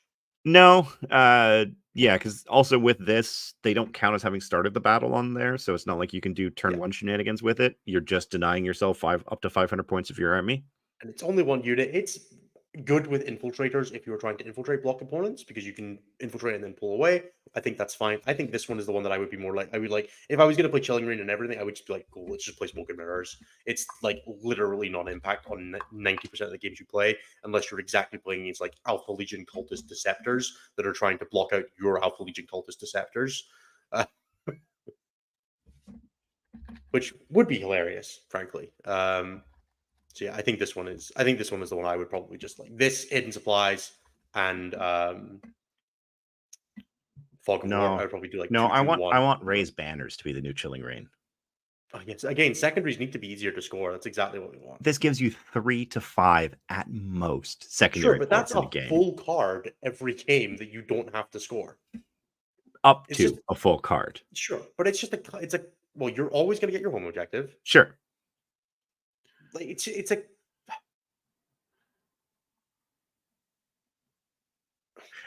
I think it's like a 3 most games, and I don't think it matters. Yeah, I think so, but I also just don't think that secondaries need to be easier to score. Like, I think that is just not a thing that the game needs, and I don't think this is a valuable inclusion because, again, it's one of those ones that isn't. You're not going to run more battle line because this is in the pack. It just punishes you if your battle line sucks. Yeah, that's fair. And I think that's a bad thing because there are armies that just do not have good battle line, and I think this is inherently just. Hey, if your army happens to be very good at running battle line, you just get 3 to 5 points. That's and fair. I don't think that's a engaging or interesting way to do things. Where like the redeploy has minor things you could be cool with, or hidden supplies has genuine impact, and Fog of War reduces the lethality of turn 1. Whereas this is just like, hey, did you meet the list building criteria of getting a card that you get for free? Cool, I guess. Fine. It's very low impact, but it's low impact in the boring way, not low impact in the like makes the game more interesting and makes the game slightly more interesting about it. This just makes one player happier than the other. All right. Then we've got Rapid Escalation. This was previewed on Warcom before, but in Strike Force, you can bring in a 200-point unit from Strat Reserves turn 1. And your turn. Can't Rapid Ingress it. It's cute. I don't want to see this in comp play. I do not need to play against Thousand Suns that can bring Rubrics in turn 1, or War Dogs that can come in turn 1. Yeah, the War Dog one is the especially funny one. The 5 Rubrics with a Infernal Master is also just 5 Rubrics with an Infernal Master is 210 points, my friend. Oh, it's the regular. If you have to not run Arcane Vortex, which to be fair, yes, you could. No, that's what I mean. Like it's just sure. that. You could do like you can do 5 Green Knight Terminators with this. I think 10 Immortals fits under the points cap, and all the hash character. You like could there do are 20 definitely Zangors. With this. Yeah, 20 Zangor. Like I don't think this is I think this is a not interesting thing because you are going to look at your pack and it's like if there's like 5 rounds of Rapid Escalation, you're like, sure. Oh, cool, I will bring Battle Line. But otherwise, it's just in the one mission where it's there. You're just like, cool. The squad I brought gets to be cooler this round. And again, it's just, did you arbitrarily have a slightly better list for this mission, or it doesn't encourage interesting list design because we're not going to play 5 rounds of this. If you wanted to play a tournament where you played 5 rounds of Rapid Escalation, I think that could be interesting. But I think you would have to commit to it as a bit and be like, Battle Line is better this tournament, not better this game. Yeah, which I think it'd be fine if a tournament did that. Fine. Yeah, I have absolutely no problem if your tournament wants to do that, but I don't think you can just be like arbitrarily, all right, cool, that one round, and then suddenly it's the finals of WCW, and you're just like, get fucked, you. Yeah, it's not fun. It'd be real shame if you're playing against Unending Swarm. 20 gargoyles just show up turn 1, shoot you, fire and fade in front of your deployment zone. You're playing tipping point, and you're just like, please stop. And then finally, swift action. Battle line units that advance or fall back are still eligible to perform an action in that turn. I think I'd be I think okay. this one is the other most fine one. I think this is like the other, like the fourth because one you're that still fits into giving that. up something to go and do Exactly. It's It not is like the other a one where little you can better. shoot and do it. It's just more of the, okay, yeah, you touched my battle line unit. They're going to fuck off and go cleanse. This is just, I haven't read Pariah Nexus and I refuse to move on. Like if you just want to play like Leviathan, you just play that for 5 rounds. It's like we're just playing the Leviathan. Yeah. 5 rounds of taking hold in that card. You're just So playing I'll talk about secondaries, but right before I do want to note that they've fixed a couple things in the sequencing of everything. The first thing is that they've now split the reserves clause into 2 of them, where stuff that starts the battle in reserves but doesn't come in by turn 3 is destroyed, is exempted if you started the battle on the table and then were pulled off for any reason. Similarly, this exact same rule and logic applies to things you can't bring in reserves turn 1 unless they started on that specific unit started on the battle on the board and was removed. So all of that works now. It's nicely cleaned up. I really like it. Yep, it makes total sense. I think that just like there's good quality of life change with the secondaries here. I think broadly I'm a fan of it, or with just like this section of the game. Redeploys all getting put into the same step is super nice as well. I like how we both just randomly got a message that we both needed to respond to. Yep. Yeah, so with the secondaries, the main things to note here, there are now 18 cards rather than 16. So in general, I would say in general, the chances of seeing any individual card has gone down a little bit, but also up a little bit. So it probably about watches out. You are probably going to see more frequently see more than 11 cards of your deck now, where before you could only ever see 11. Well, I guess unless you accepted your like Storm Hostile or Defense Stronghold on turn 1, you are now more likely to see somewhere in the region of I would say you're probably going to see between 10 and 14 cards most games, which means that you're probably still not seeing 4 or 5 cards, which means that like I think overall it's about a wash for whether you will or won't see a card. That's because a few of the cards now have additional redraw conditions. So Storm Hostile, Behind Enemy Lines, you can now both choose to keep them on turn 1 if you want to, or you can redraw them. Now, my understanding, and I'm just going to double check the wording because I've got the deck in front of me, is Storm Hostile, you still can't score it turn 1, but if you draw it turn 1, you can hold on to it and then score it on turn 2. Read the card. As far as I'm aware, specifies here, second battle round onwards. First. Oh, so you can keep it. Let me have a look at it. Yeah. So if you draw it turn 2, you can keep it to try to score it on turn 2. Yeah. Yeah. Which I think is fine. I like it. Defend still gets redrawn. Correct. And then anything that is not scorable when drawn can get cycled right away. Yeah, so that's Call the Horde, bring it down and call the Horde. Yeah. Weirdly, and mark for death technically if they have no units on the board. Have units on objectives. Yes. So let's run through them real quick. Secure No Man's Land is unchanged. Call the Horde. There's been a lot of just talk about this. 5 points for killing a unit that had a starting strength of 20 or had a starting wounds characteristic of 25 or more. Yep. Notably, 6 Wraiths is 24 wounds. Yep. I was very, very upset. I was like, 24 would be such a good cutoff for this. Why is it 25? 20 would actually be nice. Other interesting ones, Beast Packs for Eldar are 21 wounds? Or Dark Eldar are 23, I think. Yeah, it's not 25. I know that. It's not 25. It's real close. Yeah. Basically, this is if you have a 10 model squad of 3 wound models or a 6 model squad of 5 wound models is kind of the no cultist gen. The attached characters explicitly do not count. So things like 10 chosen are kind of like the minimum threshold for this. There is not a lot that hits this criteria outside of specifically 4 and units. This can be taken as fixed. So it's basically the looking at green tide and putting your thumb up at Unending Swarm. You can play around that. I think Unending Swarm, like, this is more of a problem for that build. If that build, like, assuming that, like, I would assume that this gets a change to be if you have paid for 20 models rather than if you are running 20 models. Yeah, Skari does raise. It is only infantry, so the Beast Pack is Beast. The Beastmaster is Beast, I think, so it wouldn't score anyways. Stupid. It should just be everything as well. It also means that Wraiths, even if they were 25, also wouldn't score. Yeah, they wouldn't. I don't like that at all. Yeah. Is what it is. Recover assets. This is a hilarious fixed one that you can play. You do an action in your DZ, in No Man's Land, and in your opponent's DZ.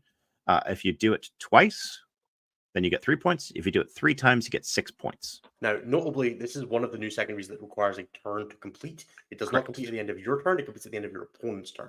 So you do have a very, very real point of interaction here. Yeah. Now, so if I take a lone up and put them right outside my DZ and a lone up right on the outside, means using shove my army elsewhere, I'll get 15 on secondaries on that second. Now, very notably as well, because this is, we didn't see this at all with Leviathan, but because this does not have a 4-point cap, you can catch back up on this one if you take if you do like a 3, then a 3, then a 3, and then a 6/6, you will max this. That's 21. Yeah. So you can play for the late game with this one if you have like a lone operative that you can sneak into your deployment zone on turn 4 or turn 5, or you just table them. You can catch back up on this. I like this a lot for armies like CSM that generally wanted to play that kind of slow but then build to a crescendo, where you can, action and action and action, and then you go on turn 4 or you go on turn 3, and then on turn 4 and 5 you raise banners on their corpses to use a ninth edition turn and just go and score some points in their deployment zone. Does this have an end of game score condition on it? I actually didn't catch that. Recover assets. End of the battle. Yep. Whichever comes first. So if you're going second as well, it's probably 6 points on turn 5. So even under the very chill circumstances, it's still 18 because you would do 3-3-3-3-3-3-3-6. Very, very, very doable fixed secondary, and I really like it. And generally, it's going to be 3 points on tactical, which I think is another thing that I definitely pulled out from this that we'll talk about in a bit. But it feels like most of the cards are very scoreable now, but a lot of them are only 3 and 4 points. That was definitely a thing that we kind of picked up on, was that in general, I think we were probably, I would say averagely, I feel like you scored between 7 and 8 cards on old tactical. Unless things were going very, very severely wrong or right for you, in which case it became sort of between 5 and 10, obviously. It feels a lot more like you're going to score between 8 and 9 now, but that the average score will probably stay about the same, which means that it's a lot, you have to work, you have to make sure you're doing your cards. It's a lot more difficult to justify discarding and redrawing, or discarding at the end of turn for a CP as well, because your score potential is just a lot lower now. So I think that's a very real thing that people should be aware of moving into this. Yep. Behind enemy lines is unchanged, technically. It's 2-4 now, not 3-5. No, it's 3-4. Oh, is it? Sorry, 3-4, not 2-4. Not 3-5. And they've also added that you can't be battle shock for Bell. Yeah, one of them didn't have it, and I think it was. It was Bell. Engage, you needed to not be battle shock. Area Bell denial also. Yeah. Now Bell and area denial all have that criteria. Containment. This is the new signals. You just do an action within 9 of board edges and be outside your DZ, and you score 6 points if you do it twice. 3 per board edge to a cap of 6. You do have to be outside the deployment zone and wholly within 9. So again, there is like minor cost to this, but this generally feels like it's probably the closest to a free 6 that you're going to get outside of maybe like a couple of specific deployments. Yeah, marked for death. Your opponent, when you draw the card, your opponent chooses 3 units. If you kill any of them or they leave the battlefield for any reason whatsoever, you score it. Yeah, so your opponent's not going to be picking their warp talons. Correct. The funny thing about this is that it scores on either turn. Yeah, so if you hold on to it, you can still draw it. Yeah, I think the fact that this exists is a cool thing. It would definitely encourage us building towards lone operatives, which is a strong feeling I had from this package. That it's meant to encourage battle line. What it wants me to do is play 3 lone operatives. This is very true. Which is great for armies to have battle line lone operatives. Cough, cough, Thousand Suns. They're not lone ops. They are. They can be shot within 8. They can be shot outside of 12. No, like cry for you every time. Defend stronghold is back. Doesn't change. It just they have the caveat, the same one where you redraw it. Storm hostile. We already talked about that. And then the other ones, I scrolled the wrong way on my sheet. Sabotage. This one's a fun one. And a lot of people are confused, but it's an action. People don't think it's an action, but it says right there, sabotage. Action. Do an action in a ruin outside of your deployment zone. Now, the ruin doesn't have to be outside your deployment zone. Sorry, area terrain. But your unit has to be wholly, has to not be within your DZ. But that terrain feature can be within your DZ. You just have to be outside of it to toe onto like the edge of something. You get 3 VP, and it completes at the end of your opponent's turn. You get 3 if you do it in no man's land. You get 6 if you do it in your opponent's zone. It also finishes end of battle. Yep. Could be a nice standing end game units on draw if you have an idiot standing wander units on around. terrain is terrifying because that means they can be shot. But standing units on terrain that are load operatives is great fun. Run load ops, guys. The pack really wants you to play load ops. I'm trying to think. Is there any other ones that major change? Oh, we obviously have Bring It Down that had some pretty major changes, and Cleanse that had some minor changes. Overwhelming force is unchanged. No prisoners is unchanged. Bring It Down. Bring It Down's actually changed considerably. Bring It Down is now units. And you get 2 every single time a monster or vehicle unit is destroyed, and then you get bonus points depending on how many wounds that unit had at its starting strength. So if it had 15 or more, you got a 2 bonus, and then it also had 20 or more, you got another 2 bonus. So the fun thing about this is that, like, War Dog spam, if you had 13 War Dogs, you gave up 39, Bring It Down. Now you give up 26, Bring It Down. Our Ironstorm list went from giving up 30 to 20, which feels wrong. I don't like really that you can run a 2,000-point Marine list of tanks, and it does not even really give up max Bring It Down. This feels like a miss for me. The other thing here that is very notable, there is no scoring cap on this now. It doesn't contribute any bonus points for tactical anymore, but it does not have a cap at 8 points like previous Bring It Down did. If you kill 7 vehicles, you will score 14 Bring It Down. Theoretically, you could max your secondary in a turn with 1 draw Bring It Down against some armies. I don't think it's particularly likely, but if you played against like MSU Sisters with max pennant and 3x3 pen engines, 3 mortifiers, you killed a Vol and a Paragon squad, and then Vol stood back up and you killed her again, that would be 18 Bring It Down, chuck in 3 rhinos, suddenly you're at 24 Bring It Down in a turn. And I don't like that very much, but it definitely exists. One hilarious thing here, if you're playing Crisis Suits still, take cut 2 one of your shield gens. drones. One shield, one of your shield generators, shield drones off, and just play 14 wound squad, and it only gives up 2. Which is a far cry from the 6 you did before. Makes me laugh too. Admech chickens. One of them gives up 2 VP. 2 of them gives up 2 VP. 3 of them gives up 6 VP in a unit. Yeah. Because it goes 7, 14, 21. The same thing applies to piranhas. Yes, actually. Yeah. The only thing that probably more likely to see piranhas in units of 3 than in chickens in units of 3 these another days. Thing that makes me very glad that Tetras are gone. They give up 2 VP total. Most notable change about this is that while Armigers and War Dogs benefit from this, Big Knights now give up more than they used to, because they give up 6 instead of the 5 that they used to. Which is probably fine because the rest of the army gives them so much less. So whatever. I mean, the 3 bigs list gets hurt a lot by this. Like Brian Jones's 3 Questoris chassis and 3 Armigers beforehand gave up 21. Now it gives up 24. No, it gave up 24 before. It still gives 24. Never mind. It's the exact same. It's just that you get 18 for killing the 3 big guys instead of 15. Yeah. Which, that's fine. Engage, slight tweak. No more of the 3 inches from the line. It's just outside of 6 of the battlefield center. Which is probably slightly easier to measure. It's a lot easier to measure, especially with easier for Eldar to score as well. Well, and not only that, but it's a lot easier to measure with the maps that have the DZs on them because they already have the quarter markers on them. Yeah. But it's 2 and 4 now. One thing that we kind of mentioned is that there is no bonus for tactical on fixed cards. For anything except assassination. Yeah, I don't really understand that. I wish it was just the same, but established locus, it's just homers, but it's worth 2. Yeah, 2 and no one's on that. Yeah, 2 and 4. There was another minor change on that one, but let me just quickly click to it. Just says end of your turn if that unit is within your opponent's deployment zone or within 6 inches of the center of the battlefield. It's the exact same wording as Homer's right now. They just changed the name. I feel like I thought there was something different with that, but I might be thinking something else. Yeah. Okay. They made it an action. Cool. Which does mean that it fixes the fire and fading hawks that would start homers in the nowhere and then finish it in your zone. Yeah. Silliness. Cleanse 2 and 4 unchanged with one caveat. Not unchanged. One caveat. You cleanse an objective with a unit, so you can't cleanse 2 objectives with 1 unit. And you also have to be within range of an objective when you start the action. You don't have to control it, but you have to be within the range of the objective when you start it. This gets really funky with unexploded ordnance. They're both end of turn, right? So you could choose the order here? No, you don't choose the order because it's explicitly stated that, WTC explicitly states that scoring primary is the last thing you do.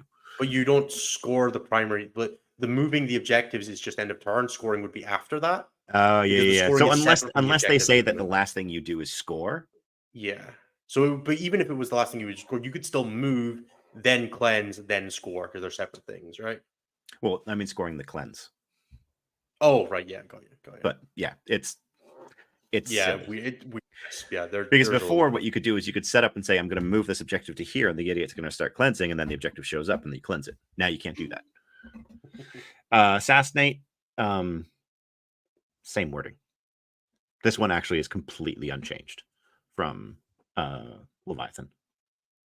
And then lastly, area denial. Thank you so much to the studio team, whoever it was that rewrote this card.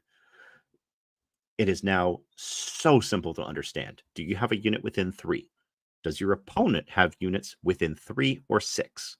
If the answer is no to 6, or no to 3, but yes to 6, you get 2 points. If it's no to both of them, you get 5 points. Done. Yep. Also, you can't. We no longer have Venn diagrams. I'm so glad the Venn diagram is gone. The same as now, actually. Yeah. Notably, one of the 3 secondaries, a Spore Mine can still score. Between this engaging up front and behind enemy lines. And the reason there is still a Biovore in my turrets lists. Yeah. Overall, I think, as I said, it feels like the secondaries. Oh, the other major change here, New Orders, which is the discard and redraw stratagem, is now no longer once per game. It is as many times as you like. Does the tactical still have the you can't discard and get a CP on turn 5 thing? I don't actually know if that's yes, it didn't look cool. Yes, that which is a thing that a lot of people didn't know about. A lot of people don't know or don't. I'll call them and be like, "Why don't I get CP?" Because I can't do that at the bottom of 5. Exactly, you can't get That's a free the only CP reason that exists. Yeah, but exactly. Sure. New deployments. Yep, new deployments. So Dawn of War is now 4 inches closer for some goddamn reason.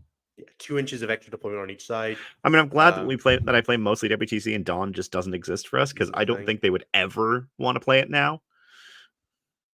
I want to play Dawn of War real bad as a World Eaters player, but I mean, I want to play Dawn of War as a Sisters player right now. Yeah, that's fair. I think Repentia Armor and Anvil did not change at all, conveniently. Crucible's unchanged. Search and Destroy is unchanged. Yeah, which is a shame. I think that could have done with pushing that to like a 12-inch circle, but you know. It's fine. I know, but it's still so sketchy. Yeah, you'll be fine. It's still a farther apart. It's still a closer deployment than Dawn of War, and we're complaining about Dawn of War, right? That's the problem I have with it. Well, yeah, but, if we're going to complain about Dawn of War being the new sweeping is even closer. Not than Search. Well, yeah, Search if you start right in the corners, yes, but you can start a little bit back. You can do that in Tipping Point as well if you're like, you know, you don't have to deploy in that area. We're not bugs drawn to the light of deploying as close as possible to our opponents. I mean, if you're playing supply drop and you need to hold no man's land objectives, then yes. I'll just run units with higher movement characteristics. Then it was funny. I was pulling up. So for anyone who hasn't noticed, go check out one of the other reviews. We're not going to pull up the cards here, but basically, sweeping engagement is now a stepped deployment that is 16 inches away at its closest point, as opposed to 20 and a half. It looks like a Sigmar deployment. It looks like a 7th Ed deployment. No, it doesn't. Yeah, not even a little bit. Actually, no. It probably looks like a Crusade deployment. It looks like it actually looks like one of the like 5th edition campaign book deployments that I used to read. Yeah, actually, I mean, I think it'll be fine. Tipping Point is basically just hammer with extra steps. I think you're 20 inches apart here, which is fine. You're 20 apart, corner to corner, but you can go further back if you want. It's the same. It's farther apart than Dawn of War is. Yes, but no, it's not. Dawn, you're 20 apart now. No, it's the same distance. 12 and 12 for 24. But you can opt to be farther away if this one. Yes, you want yeah, to. Like, you actually can opt to. Whereas, like going second to World Eaters on New Dawn is a special type of hell. Nobody should be subjected to that. I'm not gonna lie. Someone's gonna end up doing it. Yeah, of course. It'll be the finals of a WCW somewhere.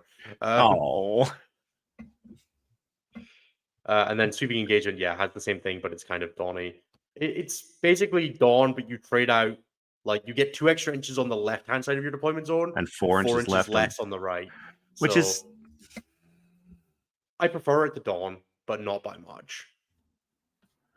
The fact that you theoretically can go reasonably far away from your opponent by being in, like, the yeah. back And left the corner difference at here least is, helps. yes, you are 16 at that like closest corner, but like the actual sections are 22 apart, so you are technically further apart from each other. Yeah, it's just exactly that corner to that corner is closer together. Yeah. Simon Harris raises a really good point with that. The bring it down changes for AdMech. If you run 2x3 chickens, you give up 12, bring it down. If you run 3x2, you give up 6. Yeah, like, and other weird problems. Like, the problem with anything like that is it always introduces gamification to the units, the way you run units. It's it's bizarre. It unfortunately is just the way things are going to be with a system yeah. that has I think weird it's strategies. better than the old one where just every model gave up 2.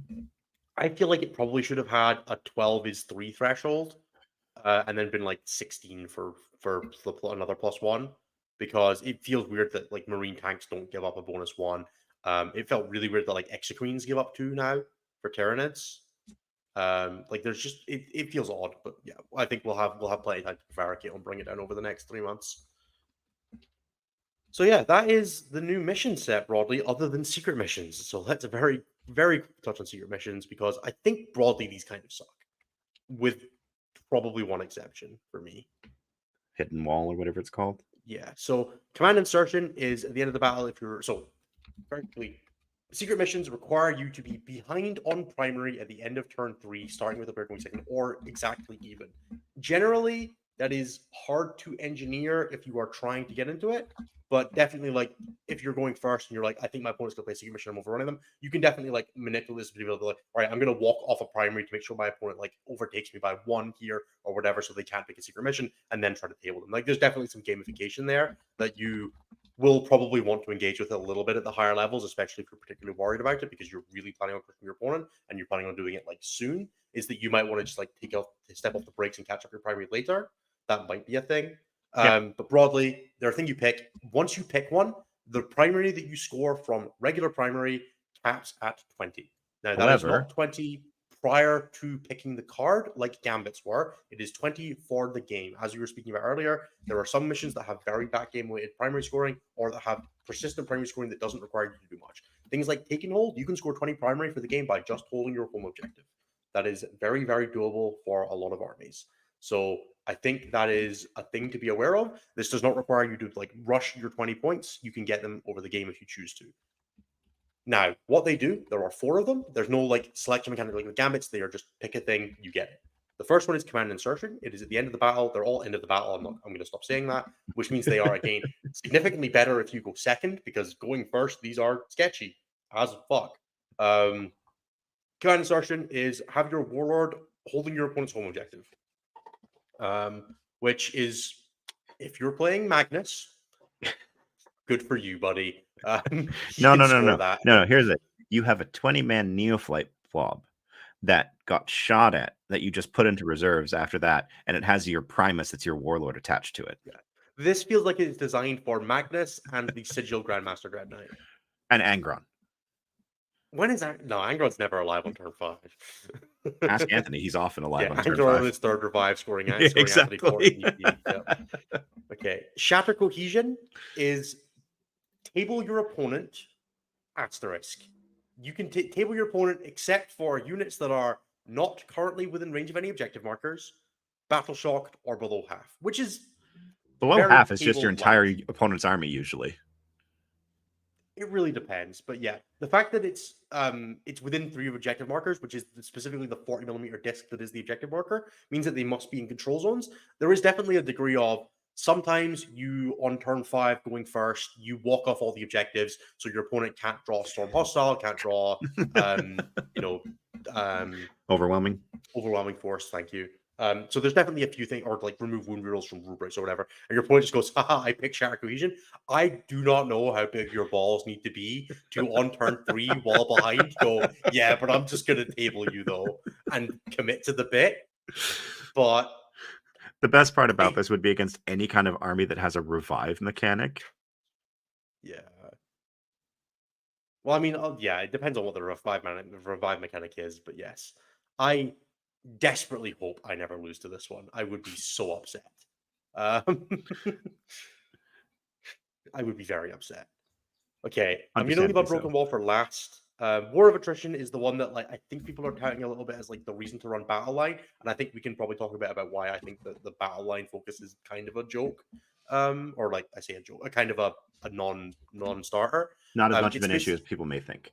yeah, it's have a Battle Line unit in your opponent's deployment zone and have either removed all of your opponent's Battle Line or all of their Battle Line is within their deployment zone. Um, Getting Battle Line to your opponent's deployment zone is not easy for most armies.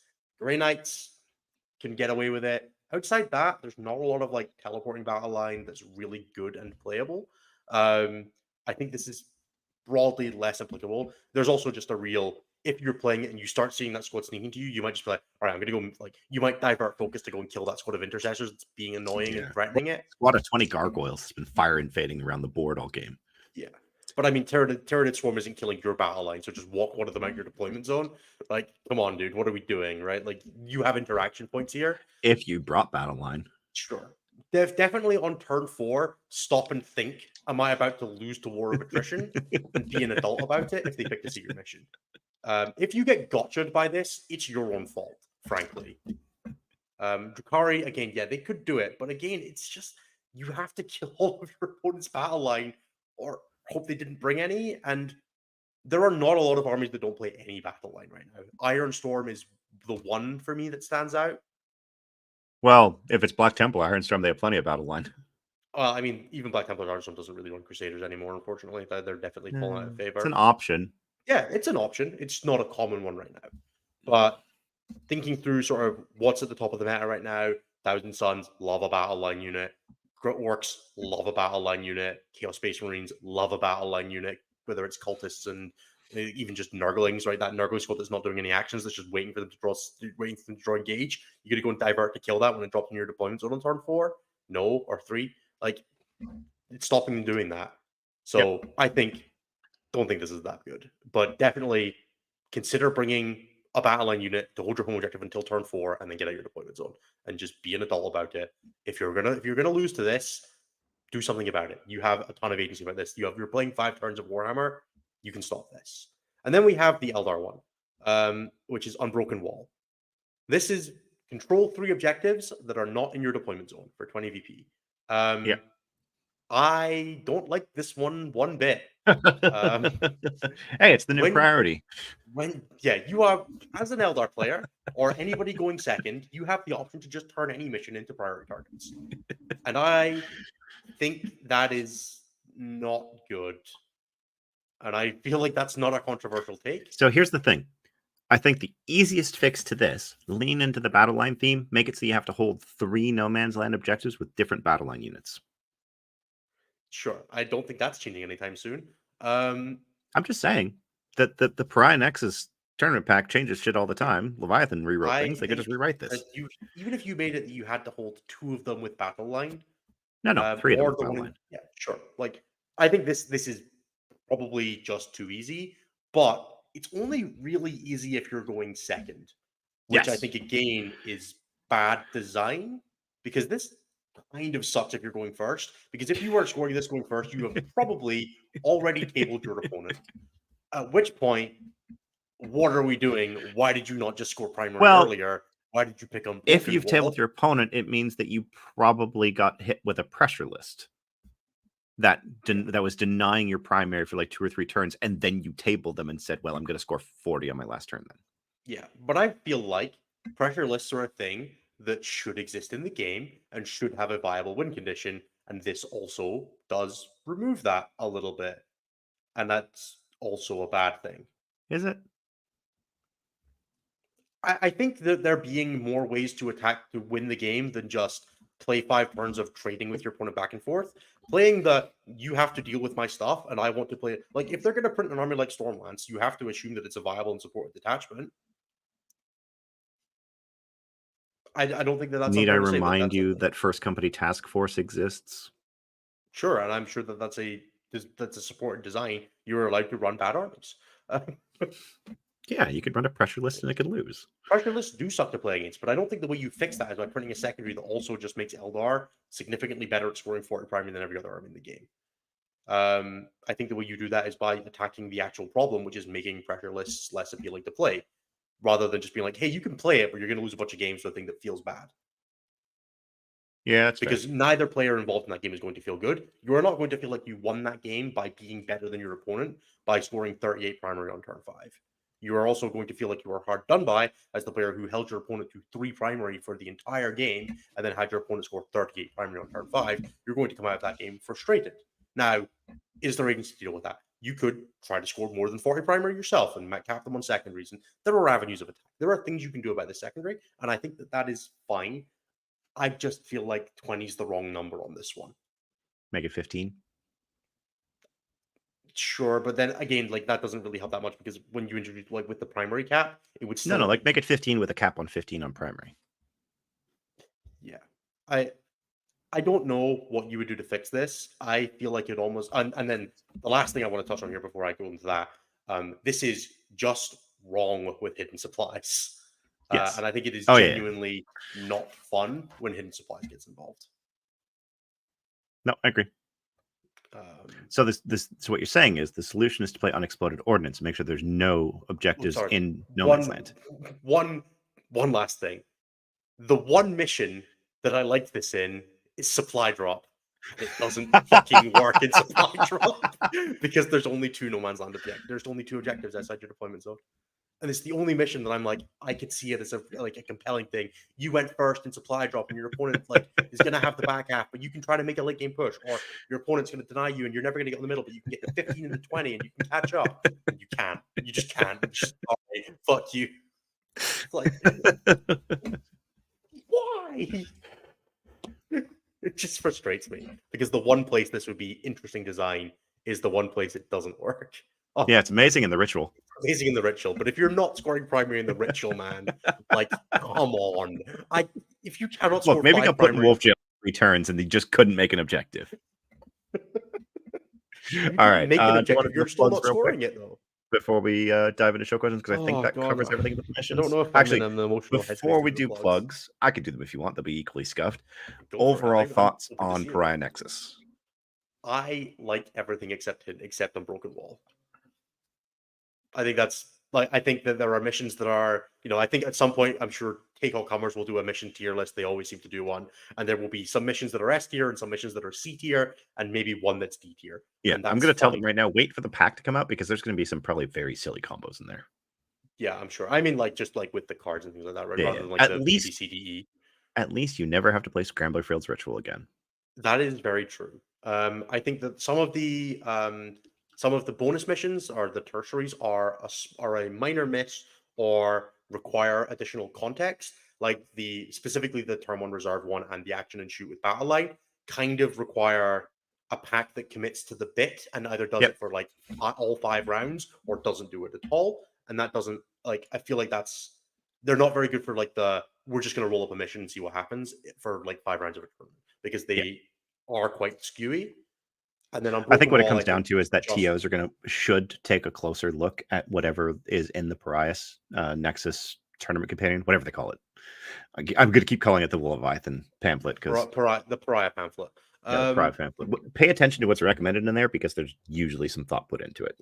I think there's a little bit of some of the secondary cards probably seem a little too easy. Specifically, I think Containment seems like a bit of a write-off. Yeah, but it can be taken as fixed, so yeah, that's it's a 6-point card. It's easier than Signals, but it's probably fine that there's one in there. There is one card besides Bring It Down that is more than 5 points. It reduces the Hail Mary of I drew Capture Enemy Outpost or Capture and Storm turn 5. Let's go.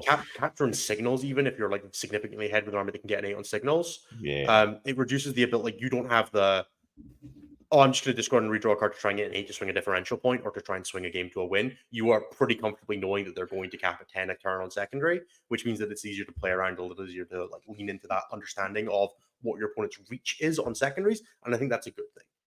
Yep. The new orders change is good. All the clarifications seem fine. Overall, I would give this a solid 9 out of 10, except 10 out of 10, except for Unbroken Wall. And for that, I'm going to give it an 8.5 to a 9. I think this is a very, very competently written pack. I just don't like Unbroken Block. I'm going to give it an 8.5 out of 10 just because of idiots who think that you can take 19 models and dodge Call the Horde. Realistically, too, I think it's I think that that'll get addressed in the tournament pack. I think from a mission deck and a mission pack, not having seen the Pariah Nexus like tournament companion yet, I think this all feels really good. I think this feels like between a 9 and a 10. I think that it's good learnings on everything that didn't work in Leviathan. Mm-hmm. I think that they addressed. I want to adjust mine down a little bit. Please finish yours. Yeah, I think that they did a pretty good job addressing the sometimes perceived and sometimes very real imbalance between playing tactical and fixed with different armies. Fixed becomes much less free for some armies. Like there are some that becomes much less of a CP draw. Sorry, like just playing tactical is not as likely to just be a CP palette while also scoring you 35 points. Now you are going to have to work for the cards you score, which I think is generally good from a game design perspective. It was kind of stupid that Blood Angels just always played tactical because the CP was just basically free for them because they were going to score 35 points and they were comfortable scoring 35 points and tabling you. I think that I'm going to knock mine down to a 8 out of 10 because of the Dawn of War deployment zone situation. And I think that while I am protected from that by being a WTC Praetorian, and I will not play a ton of Dawn of War, I do not think that deployment zone is appropriate for the new board sizes that we play on. And I think it's frankly time to just remove Dawn of War from tournament pack considerations. Partly as well because the terrain that is good for Dawn of War is terrain that is only good for Dawn of War. And if you're trying to play a preset mission pack or even like the GW maps just don't do well with Dawn of War under almost any circumstances. Hopefully we'll have new maps. Sure, but like just going off of the current standard, if you try to design a map that is good for multiple packs and it is not good for Dawn of War and you play on it anyway, it is just not a fun experience in my personal feeling. And I think that for everybody else who is going to have to play on that, I'm going to knock it down a half point while knowing that for me, this is an 8.5 pack, but for everybody else, I think it's an 8 because I just don't think that the Dawn of War change is appropriate. Yeah, well, it depends because Dawn just might not be in the Pariah pack. It might not be. And if it's not, I'm happy to put that half point back on, but I would be surprised if it was not. It would be really nice if it wasn't because beforehand it sucked. Now it sucks even more. Exactly. And I think that's... Also, Dawn has been the same for how long now? Like, why change it? I've been playing Dawn since... third? 24 inch separation. I've been playing Dawn since 5th edition because I started playing in 5th, obviously. Yeah, I started playing in 3rd, and Dawn was 24 inches then, too. Yeah. I will add an additional last caveat for the mission stuff when we move to the plugs. They're really funny on Onslaught. So... This was my issue with them saying, hey, all the distances are measured from the table edge now instead of from the center. Because now you have, if you play on an Onslaught board, which is how big? It is 8 by 6. You double it, so it's not quite double. 60 depth and 88 width now. Oh yeah, maybe it is. It's based on the maps, right? So it's 60. It's a 60 by 88. So imagine drawing like you're now like 36 or 40 inches apart. On 54 inches of separation. Yeah, I think I remember I saw Chris Pearson talking about Coco put it in the chat. It's only 54 inches apart on average. Hilariously, you're still only 18 apart in Search and Destroy. Because Search and Destroy is still defined by the middle. But the objectives are so far away that they might as well not be in the same planet. Yeah, that is very funny. The problem is old maps. Yes, Dorian, it is, but like if a GT is still using old maps, they should at minimum be taping them off. Yes, if you haven't updated your mats by now in at least some capacity. Because we changed mat sizes at the beginning of 9th. That was 4 years ago. Yeah. Also, go check out statjazzcheck.ca. Actually, no, go to reddragon.ca. Because we have new maps that are going to be going up very, very soon. I'm going to need to get a bunch of those ordered to the UK as well as the Taro series and everything. As soon as I saw the new ones, I very hurriedly sketched everything out and went, okay, go. All right, Jeremy. We're going to move on to the plugs, and then we're going to speed run the fuck out of these questions. Yes, we will. It is 1 a.m., and I would like to finish sometime this calendar year. Jeremy, do the plugs. I can't wait to hear it. Okay. All right. So if you've been listening to us for the last 1 hour and 54 minutes, you clearly enjoyed the work that we've been doing. If you'd like to support the work that we've been doing, you can check us out at patreon.com/statcheck. $5 US a month gets you access to our Discord, which has over 600 people in it, including some of the best players in the world. We have, I think, like 40 or 50 WTC level players in there. It was like 40 last year, and it's grown. Yeah, so it's probably even more this year. We are apparently the WTC hub. It helps that 3 of the 4 hosts are captains or vice captains of their respective national teams, and then you have the other shows. Yeah, and many other things that are going on there. Check out the dashboard. Link is in the doobly-doo for that. It's stat-check.com/the-meta. You can see all the stats you do a bunch of drill downs, look at the in-depth things. If you want a little bit of help with learning the game or adapting to the new missions, check out stat-check.com/coaching, where myself, Innes, Typhus, and Nicholas Olsen Johnson, as well as I believe Tyler Bortel, are now offering coaching. Yes, it is Tyler. I need to add him to the website. He did DM me, and I'm a really bad person at not adding people. He also sent me the greatest picture of him in a wizard's hat. Glorious. If you like the stuff that we do and you want to rep us a little bit, check out our merch. Link is down below. reddragon.ca handles most of it. We have recently added a new item. I linked it on the within the Discord. They are tarot card sleeves that have the Stat Check logo on one side in matte black, and then on the other side have a sleeve protector. They also come with a handy little carrying box. They're so pretty. I need them They're so badly. Gorgeous, and I cannot wait for them to arrive here. We did do a limited run of 300 of them, so they will be, once they're gone, and we'll probably do another run of them. They are tarot card sized. We took a risk that the new deck would be the right size, and apparently it paid off. I still can't believe GW doesn't sell tarot card sleeves for them. I have a feeling that if you wanted to do them at like you have like Dragon Shield and whatnot that does them. I think if they wanted to do them at the markups that GW is used to, just no one would buy them. Yeah, that's fair. Check out our sponsor, Red Dragon. I've mentioned them a couple times. If you're a Stat Trick patron, you get 20% off their entire store. That code is available on the Patreon site, so once you've signed up, you'll see the code. We rotate the code every couple months, so if for some reason it's not working for you, just go back to Patreon and check it out. You should also check out Saltire Games. They've been active in the chat all day today. They have a lot of really cool gaming aids, as well as, actually, that's the biggest thing for me, as well as a few other things. They are sponsors of Team Scotland and just overall run by a group of wonderful folks. So go check them out. I have a whole bunch I'll be bringing of a pile of merch out to WTC with me as well for that. Yes, so I'll be bringing the stuff. I have a whole bunch of their Battle Shock tokens. Their Deep Strike gauges and Aura gauges are some of the best that I've ever used.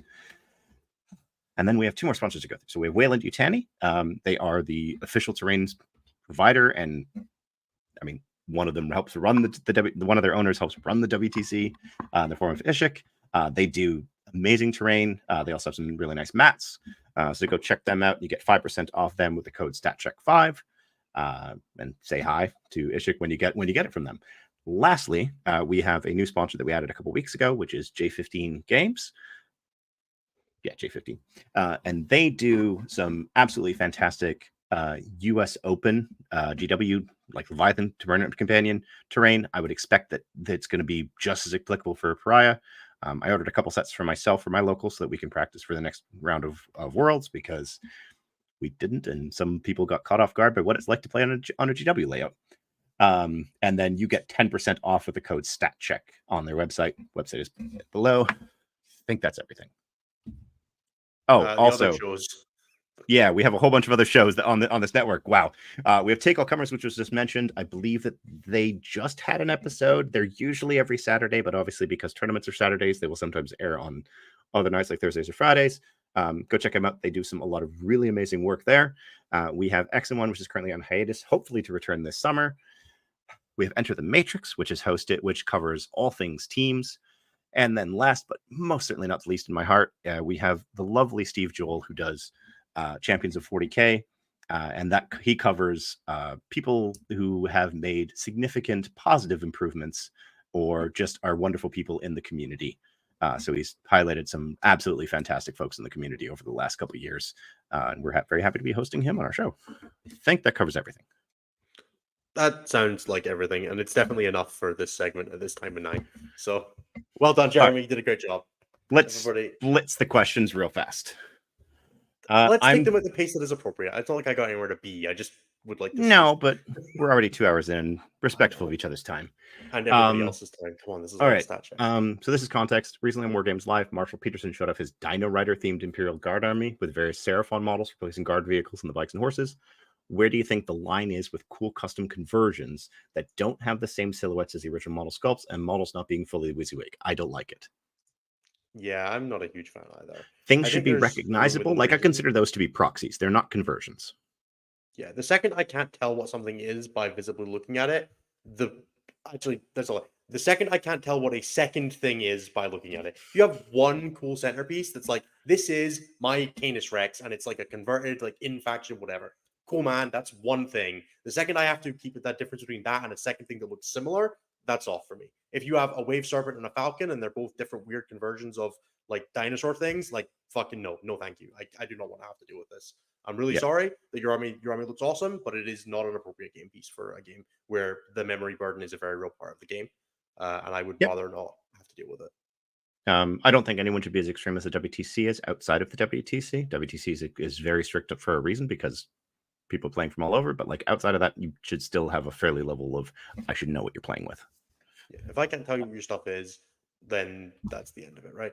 I don't mind stuff like converted single characters where it's like these characters, but the second like Thousand Suns players where you have like this is an Inferno Master, this is a converted Inferno Master, this is a converted Sorcerer, this is a converted Exalt Sorcerer, like that starts getting even that just gets way too far for me because how am I meant to know the difference between all of them during a busy game without continually asking you? And I don't think that's fair. So I don't think there's a limit on conversions. I think that you should be able to convert, but it should be readily identifiable. Yeah. For example, Ben McUrick raises the point of Ankylosaurus Tauroxes. I have no idea what that is. Is it a chimera? Is it a Taurox? Put treads on it and make it a mecha thing, and then it's clear that it's a Taurox because it's the only Tauroxes have the treaded wheels. Well, if it's ideally got Taurox treads and a Taurox turret on it, yeah. I feel like if I can't tell what it is, then if I have to ask you more than just at the beginning of the game, what is that? For any reason, I don't think it's appropriate for a game piece, unfortunately. And I think that sucks. And it definitely applies to 3D prints as well, in a lot of senses, where you have like 3D prints that are near analogs, but they could be near analogs of a lot of units. And yeah, I get that this is subjective. Ask your TO. Everybody's light is going to be different. And ultimately, if a TO has approved it, then fine. I will complain about having a bad game with you potentially, but that's on me, right? Like as much of it is a problem for me. The simple solution, and this is something that I actually made someone do a couple years ago, was they wanted to play with a heavily proxied army. And I said, okay, but I can't tell what anything is. And your opponents are going to run through it. So I'm going to ask that you put sticky notes on every single model. Yeah, that would be annoying, but ultimately fine. I look down, I see a weird beast squigosaur conversion. Oh, that's a sentinel? Cool. Because it says sentinel on it. Yeah. I think the biggest problem comes in with I don't think it's fair to confuse your opponent during a game. And whether it's intentional or not, converted armies can be confusing. And this is a game that already has very significant mental burden in it. And adding to that is unfair to your opponent. And it is unsportsmanlike. And I think that there is a limit to what you should be willing to ask for. And I don't think that that's an unfair thing to say. I understand that it makes difficult if you want to play a really cool converted army or whatever, right? An orc rhino that's all converted up that's playing it as a truck is cool. One of them that's converted up as a truck, one of them that's a converted razorback that's a boomdeck Snazwagon is too much. That's the idea. If the weapons are all there, then that's pretty clear. Sure, but you know what I mean, right? Like that's the kind of if one of them's a boomdeck Snazwagon and one of them's a whiz-bang Quizzle-Plot. And it's not. And Nergomat actually has the perfect coinage. Just execute better. Don't be lazy about it. Don't slap some Seraphon on bases and say these are Rough Riders. Yeah, that's another thing. Like if you've got like one Dinosaur Rider squad that's Rough Riders and one that's Death Riders, like no, come on, man, what are we doing, right? That's the kind of stuff we're talking about. It's the laziness. If you have executed it properly and everything is clear and I can tell what your stuff is and I don't have to ask you again, completely fine. I played against somebody a few years ago that was playing a Tau army that like there was a giant bird thing with a howdah and a giant bird thing without a howdah, and one of them was a razor shark and one of them was a sun shark. And like, what am I meant to do with that information? Right? Like that could have changed mid-game and I would have had no earthly way of knowing. Yeah. And the same thing with like the not fully WYSIWYG. Teleporting special weapons is something that happens all the time, whether it's intentional or not. Yeah. And it's going to be subjective. The hobby is subjective. There isn't a hard line that you can really draw. Yeah, well, I mean, the you can hard draw line the is hard line of WTCs, no right? conversions, 100% Yeah. GW, but no one wants to do that, and not even GW does that at their events. Yeah, and that's also incredibly not fun. I think you should be allowed to convert your hobby. It just shouldn't be at the expense of someone else's. Yep. All right. John V8 again asks, how annoying is it to make an episode of the show where you have a lot of we still don't know, and 11 hours later, an article goes up on Warcom that is exact info you were missing? It's funny. I like it. It's kind of hilarious. It's a good chance to do bonus shows when it's really cool stuff, especially with data slates. We know data slates go live on Thursdays usually. That's except the in way January things when are. it was a Tuesday. Sure. The January that made our life really fun. And yes, Care, we say go fast. We're not going to go fast here. We were lying the whole time. Fungus asks, what's the current doom spiral everyone is on? What's your current hopium? I mean, we both think that the mission pack is good. I think it's an improvement over the last one. I'm a little worried about Sisters, but I'm hopeful that they got the points right. I'm very worried about Sisters because even if they get the points right, that book is very impactful for WTC, which means that I am very worried about it just as a general. Hope you have a good Sisters player. Like, even if I have a good Sisters player, I still have to get the right list, get them practice. Oh, yeah. Correct. Like, there's a lot of work that goes into getting an army up to speed for WTC. I mean, at least you don't have to worry about GSC for that. Maybe I do. Maybe the points are right. I mean, you have Eric to help you figure that out. Sure, and also myself. Fuck you. I got a Riley. No, James, I didn't think you were being a jerk. It is a very difficult thing, and it's a very hard thing to like. It's also a very thing full of passion for people, right? People love their conversions and love their armies. Yep. I have converted stuff as well that I love playing with, but I would be very like I have had like opponents get confused over me having like two different paint schemes.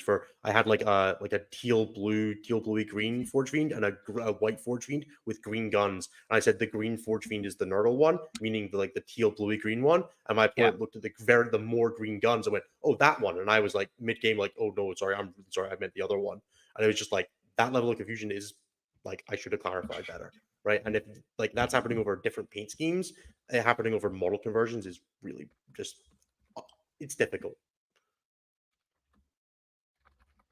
Yeah, so I think it's fine. Tim the Weird Boy asks, any thoughts about moving away from presenting faction win rates to detachment win rates on the meta matchup overview, or perhaps just presenting the faction win rate as the highest detachment win rate in that faction? I mean, you can already drill down to that.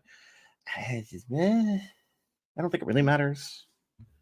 Aggregate faction win rates is what GW currently looks at. I'm sure that they look at specific detachments every now and then where they're too strong, but the reality also is that the strongest detachment tends to be what gets played the most. Yeah, except in books that have like lots of options like Space Marines, but even there, I think there's even there they still swing towards like if you look at the distribution, there's almost no one playing Anvil, Strike Force, First Company, and most of them are Ironstorm, Firestorm, Gladius, or Suns. Vanguard. And Suns, come on. Yeah, that's not Space Marines. Sure, fine. How much will the sister play rate climb? I don't know how much. They're currently between 3 and 4% every week. I think they'll peak at like 6 or 7. They'll just double their player base. Yeah, cool. Yeah, but I mean that's still lower than any of the peaks we've seen so far with Broken Books. I think it will depend on how quickly people can get access to it and how long it stays good. If it's good for the next 6 months, we will probably see it hit 6, 7, 8. If it's good for this balance date and then on again, 6 or 7. I think it seems pretty reasonable. Yeah. All right. So, how's Ennis doing with the GSC book? Is he a lifelong Sisters player now? Loving the AdMech treatment? Last rules writing team you got? I will play the GSC book. I am not particularly excited about it, unfortunately. I definitely read the book and was like, there are things here that are probably potentially powerful, but nothing that grabbed me. I am very much like I got into GSC because I could ally them with Tyranid, so I could cast Invisibility on Tyrant Guard and a Hive Tyrant. So like I'm not going to sit here and pretend that I'm a big brain GSC specialist. I have enjoyed GSC the most when they are like the heavy deep strike into charge build. That's the one that I really enjoyed, which definitely is one that is focused here. But I had the most success with janky bullshit on the board with bikes. So that's another detachment that like maybe is catered towards me. So I'm inclined to try some of it, but I don't think it will be. I am uninclined to think it will be for WTC, and it will probably not be for like the big stretch of events post WTC with Cali Cup, Celtic Cup, LGT, and Champions Cup. Like I think between all of those, I'm unlikely to play GSC for them unless there are significant changes. I will probably be looking into sisters after WTC if they stay as powerful as they are. That is a thing that I would definitely consider. The fun thing is that if they do end up being too powerful through WTC, then we would hit a slate in September. So yeah, so there's a lot of potentially like 2 weeks before LGT. That'd be funny. That would be a mess. A week before Champions Cup. Let's go. I'm glad we have a team of obsessed competent players. Way too much players. Warhammer. All right. Did I know how Cliff's doing? Cliff seems to be doing all right. He's super busy with work. He's still helping us out a lot on the stat side of things. I think that he's waiting for Imperial Knights and Custodes to get a bit of a buff, but he's also planning a whole bunch of really cool Necromunda stuff right now. Truman BB asks, how do y'all feel about the proximity of some of the deployment zones? Fast melee still very good. Fast shooting also still very good. You are not hiding from Montcalm, motherfucker. No, you really are not. I'm touching your deployment zone. I mean the Riptide that scouted 6 inches and then flat advanced 6? Yes, I do. Please it's no. Inside your deployment zone, Ruin, on turn 1. That is sketchy. It's on my deployment zone objective turn 1. Run more infiltrators, please. All right. JS asks, where can we petition GW to get US Open events closer to the border? All events need to be fairly farthest away possible for us Canadians to go to unless you want to fly down. That is not true because Tacoma actually has a very large Canadian attendance because it is right near, Vancouver. But yes, it would be really nice to get an Open up in the Northeast or even in like the Midwest so the Prairie Boys could have something. One in the UK. We had one. Come on, guys. You guys have the UKTC. That's the same thing, right? We had a Warhammer Fest. It was cool. Yeah, and here's the problem. I had to deal, well, not me exclusively. The events team and me, while working on it, had to deal with the fallout of that, which was every single terrain piece being scattered to the 4 winds in transport carts. So no. I get it. But if you guys want to paint 200 sets of tables on that side of the river, on that side of the pond, you're more than welcome to. All right. Jeremy Hosfoot asks, everyone talks about their least favorite meta on release 9th Harlequins. What was your favorite meta to play in recent memory? I mean, I think I want to say Nephilim. I don't remember what it was called, but I really liked the meta from like the meta that WTC was on through to like Coventry that year, which was like that was Nephilim. Nephilim, yeah, that one was great. Yeah. It was like because Nephilim just felt CP, right. We didn't have Arcs detachment. Like I feel like the Arcs detachment was a big step. We also had slightly more toned down faction secondaries. Yeah, we had like other than exactly the Necron stuff, which I get was problematic, but like we had Leviathan Tyranids in a reasonable state, but obviously still too strong. We didn't quite have like the bullshittery of Flamers yet. That was I got to play my my Math Them to Death Casino Cannon Knights. Yeah, and I was having the best fun with that Genestealer with Eric's Genestealer build. Yes, that was great. There was definitely low points of that meta game. There were some builds that were very awkward, some lists that were terrible. But I had some armies that just sucked. My I think 20 that year was my the highlight of my personal success in terms of singles events as well, where I was really pushing for it and doing well with it. With with the the Tyranids Leviathan Super Major win and etc., which obviously is always going to leave a nice little rose tinted glasses looking backwards at that. Kind of the entirety of that 2022 year, I enjoyed a ton because Nids and Genestealer cults were both really good. We're both really good for it, and I got to play some Space Marines in between. Where 2023 was a lot of Iron Hands for me, and that was less fun. It was a lot of Dark Angels for me, so I kind of like that. But Dark Angels at the start of it, and then moved on to the better army. I like my Ravenwing. I'll always like my. Well, I don't like my Ravenwing now because I don't have Ravenwing. So. I like my Untargetable Contemptor Dreadnought. So I played that once. I had great fun in 7th, but that was also because I was 20 and a child playing tournaments. 20 and carefree, not knowing what I was doing. Yeah. All right. Tomex Week asks 3 questions. Will this WTC be a good occasion to get insight into Asian tournament scene, and will we see stats from Asian events added to the dashboard post WTC or South America if they're participating? I will add whatever we want to the dashboard. I just need to know where the events are being held and how they're being run. They're not big enough, unfortunately. I have a bunch of clients in sort of Singapore and China, and the events just don't hit 25 players. There are a lot of RTTs, which we just don't cover. There's a lot of 20, 30 person events that hit 4 rounds. Yeah, if it helps grow it and you start seeing like regular ones, I will cover them. I just need people to reach out and let me know if they're not being run on like BCP or Attorney Keeper or one of the other standard ones, because those are the ones that we check every week. I'm more than happy to cover everything. It's just from talking to the people in those scenes, the game isn't there. There's And WTC is a good opportunity for the scene to grow because you see your national representatives there. What's Sam Lemon's podcast called? Wonderful World of 40K, I think. That's the one. They just did an Or episode Wide with, World of 40K. Either way, yeah, Wide very World of cool 40K show. by Sam Lemon. Yeah, it Yes. basically covers like all the places that don't get coverage. He just did an episode with David from Team China. Yes. Like go and check that stuff out. Like they're doing a great job of focusing on those areas. I know Warhammer Meta Chasers do a decent bit of stuff like that as well. Just keep an eye on it. And Devlos, I covered that GT in the Philippines. If it was a 5-round of 26-player event in Vietnam and they bid it on BCP, I have it. If I don't have it, reach out and I'll look to add. There just isn't a ton of games coming out of those scenes as much as they are cool to focus on. It just we don't have a chance. But with having a Singapore Thailand team, a China team at WTC this year, there will be more on them. I know Japan are looking at having a team for next year. Yep. They couldn't quite get it to work this year. Korea kind of has a team this year. Korea kind of has a team. Korea has a team this year that has more. Korea are doing what every other small country did at the start of ETC. They're just doing it now, which means it looks weird, which is fine. Like whatever. We had our years of having 3 Scotsmen and 5 Englishmen mercenaries. It's fine. They're doing what they can to get a team together. But there are Korean players coming out that will bring the event back and bring more Koreans next year. It happens to everybody. I have to do it, so I'm going to do it. Scary, I'm going to give you a special shout out right here for playing at too small an event, but you went 5-0 with Hellions. Congratulations! Oh yeah, it was a 22. What was it about event. two small events in Canada having coolest win this year? It was back-to-back weeks, but yeah. Oh, okay.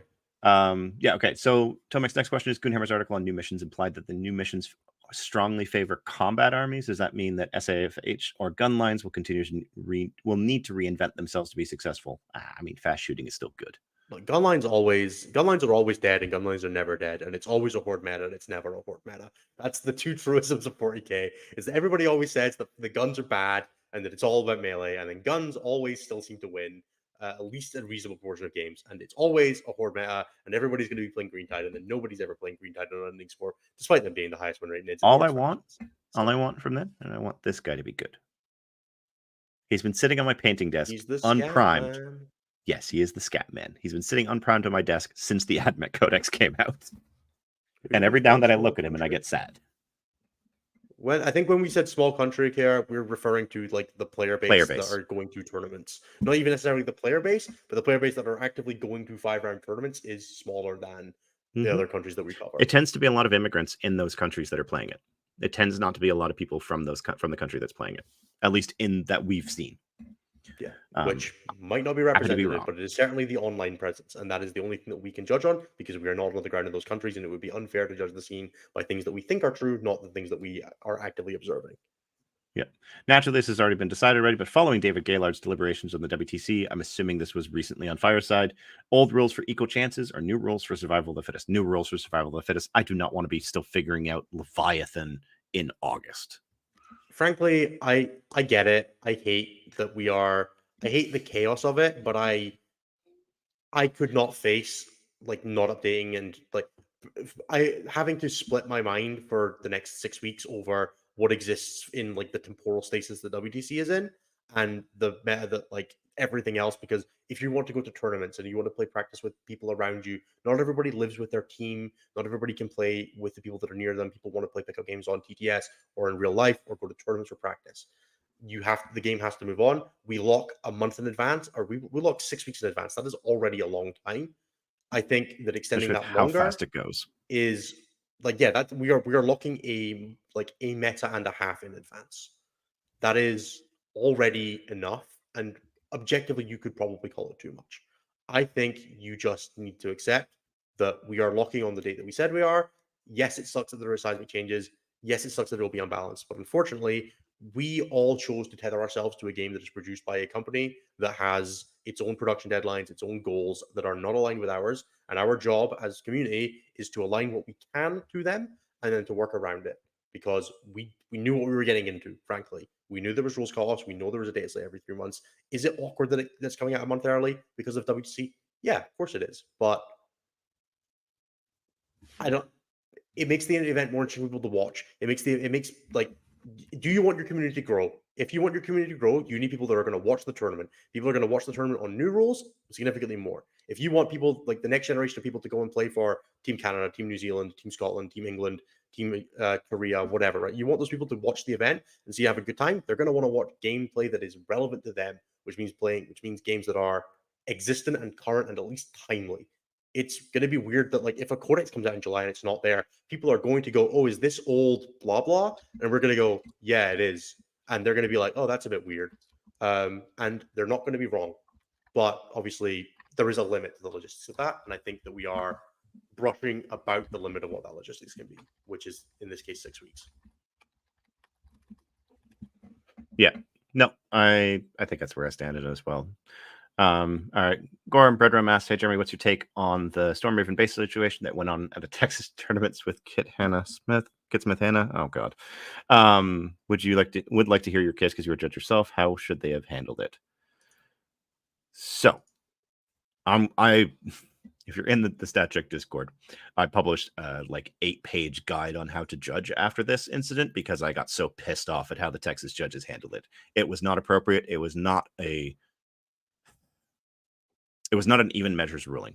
As a judge, you often get called to the table and you have to make rulings, and the players abide by those rulings. The player abides by those rulings, and then you go home and decide that you got it wrong.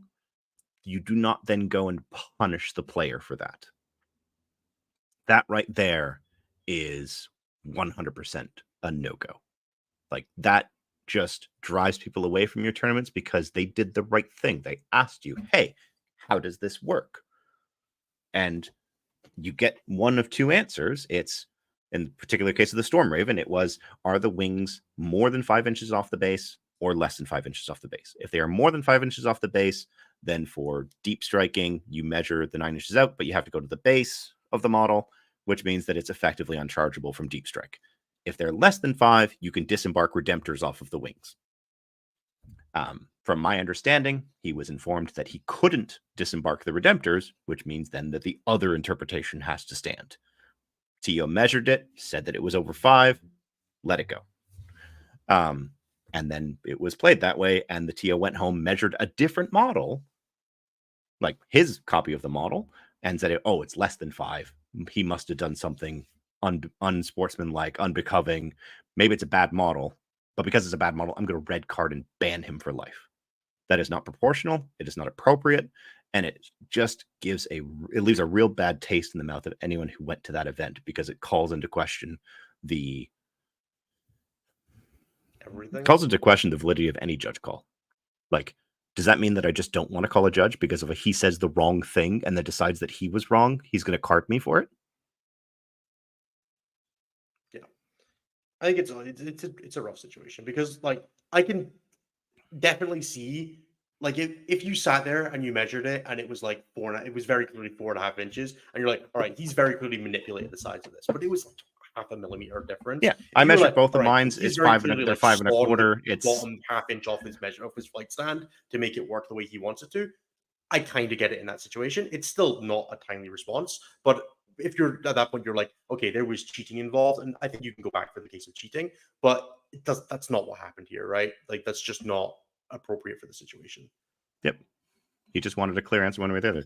To his credit, his team then asked the team's event that I'm attending in 2 weeks, because he's going to be there, for a ruling ahead of time on the Stormraven. So that order, took pictures, sent them to Dan and Nick that are running the tournament because I'm playing in it. And I was like, your call on what these do. And they said, yep, it's more than 5. So here's how we're going to do it. Should GW change the whole rules? Maybe. That's something that could just get fixed. GW remove aircraft? Definitely. They're not aircraft when they're hovering. It doesn't matter. It has the keyword at the start of the game, so you can just pull it. Yes. Nope, not in the game. All right. What is your chicken wing preference? Flats or drums? I prefer drums. I don't know the difference, to be honest. Flats are literally like the 2 bones with the meat over them, and then the drumstick is a drumstick. Either. I like chicken. Yeah, my wife prefers the flats, so I just have naturally moved towards preferring the drums. I didn't really care when we first started dating. Whatever I order at a restaurant that shows up in front of me is the wings that I will happily consume. Yeah. Nick asks, what statistical or math do you keep in your head during a game? Percent chance of making a charge roll, etc. Don't actually like actively keep it in my head because at this point, a lot of stuff is mental muscle memory. It's like I know a 9 is something I shouldn't try for unless I have a bonus and a reroll, and it's okay if I fail it. I don't actually remember what the number is. I think it's 45% with a reroll, 28% without. 48, 28. Yeah. I have a lot of this math internalized because it's how I kind of interact with the game a lot of the time. I do a lot of if something goes wrong and I'm like, all right, cool, I want to see like what the odds of that were. I'll pull up like a like a math hammer app and like check my odds on it and things like that because I want to like reinforce my internals. So I have a lot of like, okay, the odds on this working is this, the odds on this working is this, the odds on this happening. You know, I do a lot of that. But I will recognize that I'm an aberration, and that when I say it to people, people are like, "What the fuck are you talking about?" But just stuff like a 7-inch charge with a reroll is about the same odds as a 2-up, right? Like I have a very good like grasp on stuff like that because they're like it's like an 83 and an 81 kind of thing. Actually, the one that I keep in my head is the effect of sustained hits and lethal hits. Yeah, I mean, you need to know that for when you have like the choice between the two a lot of the time, right? So, especially having played like Custodians and things like that. Like basically, is it the equivalent to +1 to hit, +1 to wound? What is the rough math equivalent that you're dealing with there? The conversion table I have in my head is what value of sustained hits is each lethal hits based on, depending on what you wound on. I don't have that internalized for whether you have rerolls or not, though. So, but it usually just adds up a stage. So a lot, but it really varies on context and how familiar you are with the army. Stuff like charge rolls, because I've been doing it for literally a decade at the tournament level, is very much in my brain now. Like I just know the math on that pretty well. Stuff like unit damage outputs, it tends to be like I know what they do about half the time. I know what they do like if I need to high roll, I know what I can reliably always do, kind of thing. That's kind of when the math works. But I also love playing units like Lancers that just don't obey statistics. So because you just don't have averages on 2 dice with that unit. So all right. Sean Ginjuice asks, and he formatted this in the form of an actual question this week. So I will ask it. What do you think is more likely? A, that the cybernetic detachment in AdMech was only ever designed to give rolls to a single box's worth of models, or B, sometime between when it was written and now it was dictated from on high that 30 or 40k were no longer allowed to mingle outside of Custodians Knights getting grandfathered in. I think the first one, because I just don't think that they thought too much about that. Yeah, I 100% don't think that they were ever planning on putting 40k into 30. Fires of Syraxis is dead. It will never come back. Fires of Syraxis. Davin asks, how much money would it take for Anthony to play Sisters? Probably not that much. Anthony kind of likes the idea of Blood Heroes, I think. So yeah, I think it's not far off for him to play that. Yes, signals from how are we still alive? I don't know. We said we're going to go fast. We have like 5 questions left. We'll get this done. Mark asks, with a new mission secondaries in mind, where do you think Eldar and where do we think Blood Angels stand? I'm trying to figure out the best competitive direction to go for the season's meta with what armies I have access to. Tune back in 2 weeks' time after we see slate points and everything else. Based on very, very initial reads, Eldar really appreciate all of the like doing action with one up things, which is pretty reasonable. And like Mark for Death is quite good for them and all of the action secondaries. They generally don't mind not getting a CP that often, and they're quite happy to just score 8 cards. And they're also quite good at some of the fixeds. Which kind of inclines you to be like, Eldar seem like they're going to do pretty well. Blood Angels love the deployment zone stuff changes, and like the secondary missions aren't that hard for them, and they're not that fussed about running and a bit of fast extra melee battle line. still good. Really good. Fast melee is good. So both of them seem pretty reasonable. I think overall in the metagame right now, Eldar are probably like tier 1 in teams, but like B-ish in singles, and Blood Angels feel like they're probably ARS in both. So I would say objectively, if you were just trying to win right now, Blood Angels is probably objectively stronger, but also being significantly more planned for. There are a lot more people that are looking at Blood Angels lists and thinking, how do I have a plan to deal with this in the list that I'm bringing to a tournament? And I don't think that will change very much, whereas Eldar are a little more under the table counter meta right now, and you might get more benefit out of that if you're at the level where you are planning for other people planning for you. If you are just trying to do as well as you can, Blood Angels is probably the shout. So I think it depends. If you're trying to win a super major, you're probably better trying Eldar. If you're trying to do well at your local GT, I would probably just do Blood Angels. It's going to be simpler, and like it's a lot more linear, and it's much easier to level up with. Yeah, that's fair. All right, Goran, Ennis, sometimes it seems you don't like any army in the game. So what is the army you enjoyed most since 10th started, and what does it have that others don't? The army that I enjoyed the most in 10th edition was my WTC Deathwing Knights list, because it was unanimously like that was my list. Dumb list. I pulled it out of nowhere, frankly, and it worked exactly how I wanted it to, and it did everything. It had shenanigans, it had movement, it had unique tech that nobody else was really playing, and it did fantastically for me, and I had a great time with it. And I really enjoyed Desolation Marines. I think I personally really like the models. I know, I think it might just be because everyone else hates them, and I just have to like them because of that. But They're like, the I goofy did like, nature of Marines. I I like painted it. them up. I painted them up really nice, and I did like hazard stripes on the gun, and I was really proud of them. So I was like, all right, cool. And then I had a great time with that. And I really enjoyed playing that army. Outside of exactly like that one microcosm of me like finding a direction for WC after being really frustrated with Deathwatch's playstyle for a while, I've had a pretty good time playing like the Blood Angel stuff throughout the back half of or through the front half of this year. I really enjoyed that playstyle. Again, it was also a thing that came out of nowhere. Not really a thing that like I innovated particularly, but a thing that I bandwagoned early and helped popularize. I think with between myself and Anthony, we did a lot of the work on that, which was cool to be like see that grow as an army that is very much now part of and popular in the metagame, and I really enjoyed that. I think the only army that I've really played this edition that I didn't enjoy, I found the CSM really frustrating that I played for sort of like the back half of last year. But I was doing quite well with them, so I kind of rolled with it, despite not really loving their mechanics. I really don't like, I don't know, advance and charge transport armies frustrate me because there's so many fail points. I don't like getting a transport to roll in advance and then low rolling it and be like, I guess I just don't do fucking anything. I hate that playstyle, which is why I generally try to avoid it. But it was very good at that time, so I've definitely leaned into it a little bit when it's good. But yeah, I think I have a very strong like. I'm very quick to say, oh, I don't like that. Mostly because I don't like the way the meta build plays more than so big because I don't like what the Codex does. There's a lot of when the best builds in armies are frustrating this edition, which has been a thing that is quite common. It tends to be. I feel like a lot of the things that have been good this edition have been things that are good because of negative play patterns. That's to say things like being particularly good at overwatching or very good at not interacting with your opponent, like the initial Eldar lists, or Necrons and Orcs with their feel no pain mechanics and Catan.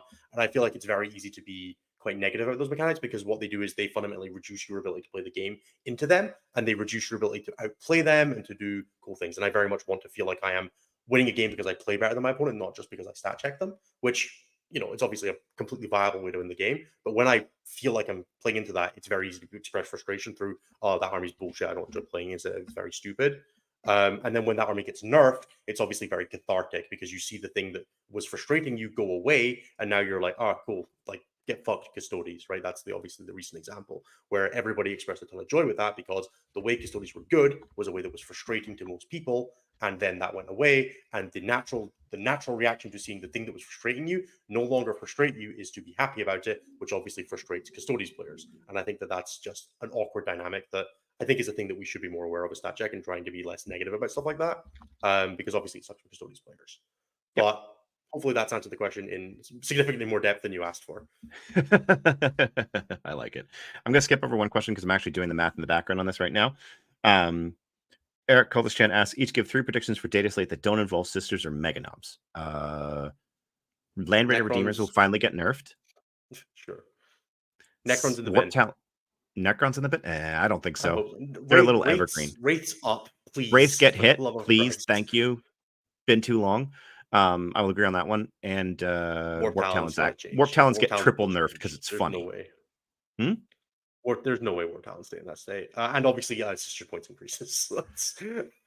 Yeah, but he said not sisters or meganobs. I know, but I want to make sure that it's. Let's say 28 point aberrants.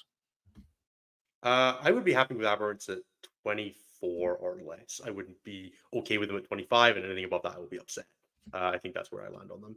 They are so much worse than they used to be. Yeah. Yeah, that's all I can really think of on that. Do you think a year is the right time period for a competitive season? I think with the 3-year cycle of editions right now, there is not really another way it can be. And I am broadly okay with it being. I like the slightly cyclical of big change, small change, medium change, small change, big change, right? Where it's you get instability every 6 months, minor instability every 3 months. That feels fine as a cadence, but I also say that from the perspective of being one of the most enfranchised players in the world. So your mileage may vary. I think once a year is fine for the vast majority of players. 6 months I felt was a little too short for most players. For myself, I felt after 6 months it tends to feel a little stale, but also like Ennis and I, we play hundreds of games a year, so it's a different. And like I looked at my stats recently, and I've played 200 games in person since 10th launched. That doesn't count however many I've logged on TTS, which aren't real. Yeah, like easily over 300 games this edition so far. It's too much, frankly. Averaging a game a day is not something that humans were not meant to play a game of 40k a day. That can't be real. Okay. Is it kind of a shame that GSE vehicles don't get an army roll and bikes get a worsened version? Yes, I don't like them, the army mechanic. I feel like there was a much better way. I don't like the call ambush thing. I think it's poorly balanced. I think it's very frustrating for the opponent to be on the receiving side of, especially now that it's incredibly unreliable as well. Now that it's a 5-up roll, you are just going to be annoyed when your opponent hits it more than anything else. And I don't think that that's a good design, which is why we spent as being Jeremy earlier about, I don't think that that will make it to 11th edition. I think it will get replaced again as it has been in the past. I don't know what I would replace it with. I honestly feel like they should have the hypercrypt rule, and it should be like 3 units and then vehicles count as 2 of the slots. And like I think you could probably do some very interesting stuff with GC with that.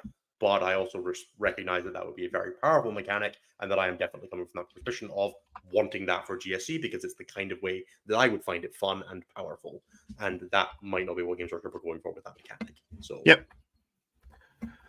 No, that makes perfect sense. I think we just have that one question left. Yep, we have Ian's question, which I am doing right now. So Ian's question for clarity was, is there a ELO 4 you've seen for folks who win larger events, or do large events have the any given Sunday thing going on? So basically, is there just sort of like a generalized large events, which I think we'll probably use, I'm assuming you're going to use our super major criteria for, which is 100 plus players. But I don't know. I'm just looking at GTs actually because it's more interesting. Cool. That's fair. So that would definitely be a thing that we can come back to for super majors as well, though. Yeah, we can look at it from this year, and as in like starting in January, because I just have that sheet open right now. The lowest ELO that consistently wins events, and they've won 12% of events, is 1550. So above average.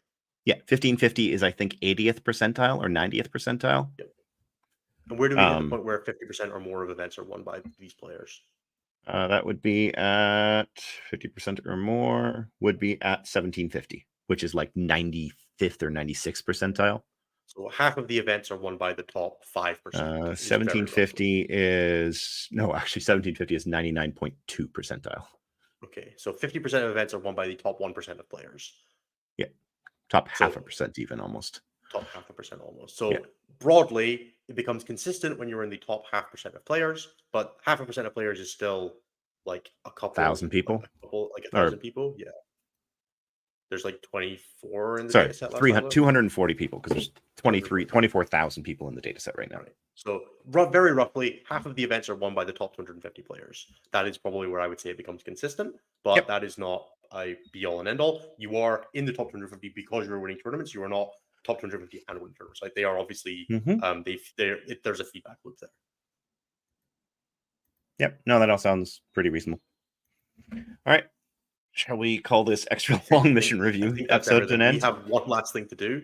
We need to read out Nathan's stupid goddamn names. I will do that. I'll do this one because you did the plugs. Okay. There's a spreadsheet pinned in that channel. I know there is because I refuse to acknowledge anything that's not in the spreadsheet. I need to remove myself from that as well. For fuck's sake. I'll do that right now. Yeah. Okay. Done. Thank you to Christopher Dan F. A. Year Irvin, Willow Weeks, Dan F., Luke Dan F. McCarthy, David Clark, Ayer, James H., Colton Dan F. Miller, Fungus, and John Dan F. V8 Gang. Thank you guys. There is a crisp high five that only those people may claim. I don't think that was a particularly crisp high five. If you are on the $15 or more tier, you can get your special call out at the end of the episode, which you can make as stupid as you like, apparently. You can also claim a kiss on the cheek from Typhus and Pumbaa, risk high fiving me, and I will potentially have baked goods at tournaments. So that is the offer that I can make for the $15 or more tier. Otherwise, I hope everybody had a great time with this bumper missions episode of StatCheck. This has been episode 95, Decrypting the Pariah Nexus. I've been Innes. We've had Jeremy with us as well. Good luck at any tournaments you're at this weekend. Come say hi if you are. I'm at practice day this weekend, so I won't be anything. Jeremy, are you anything this weekend? No, this is a weekend off, which is kind of nice. Very nice. Yeah, I think I looked at my calendar. Between now and August, I have one weekend off, and it's next weekend. And I'm trying to find something to do that weekend. So the calm before the storm. The 1 week of calm, so I can finish painting like the very few models I need to paint for whatever army I play. I hope everyone has a great time. I hope everybody enjoyed the show. Check us out on all the links before. We're not plugging them again because it's too painful. Bye-bye. Ciao.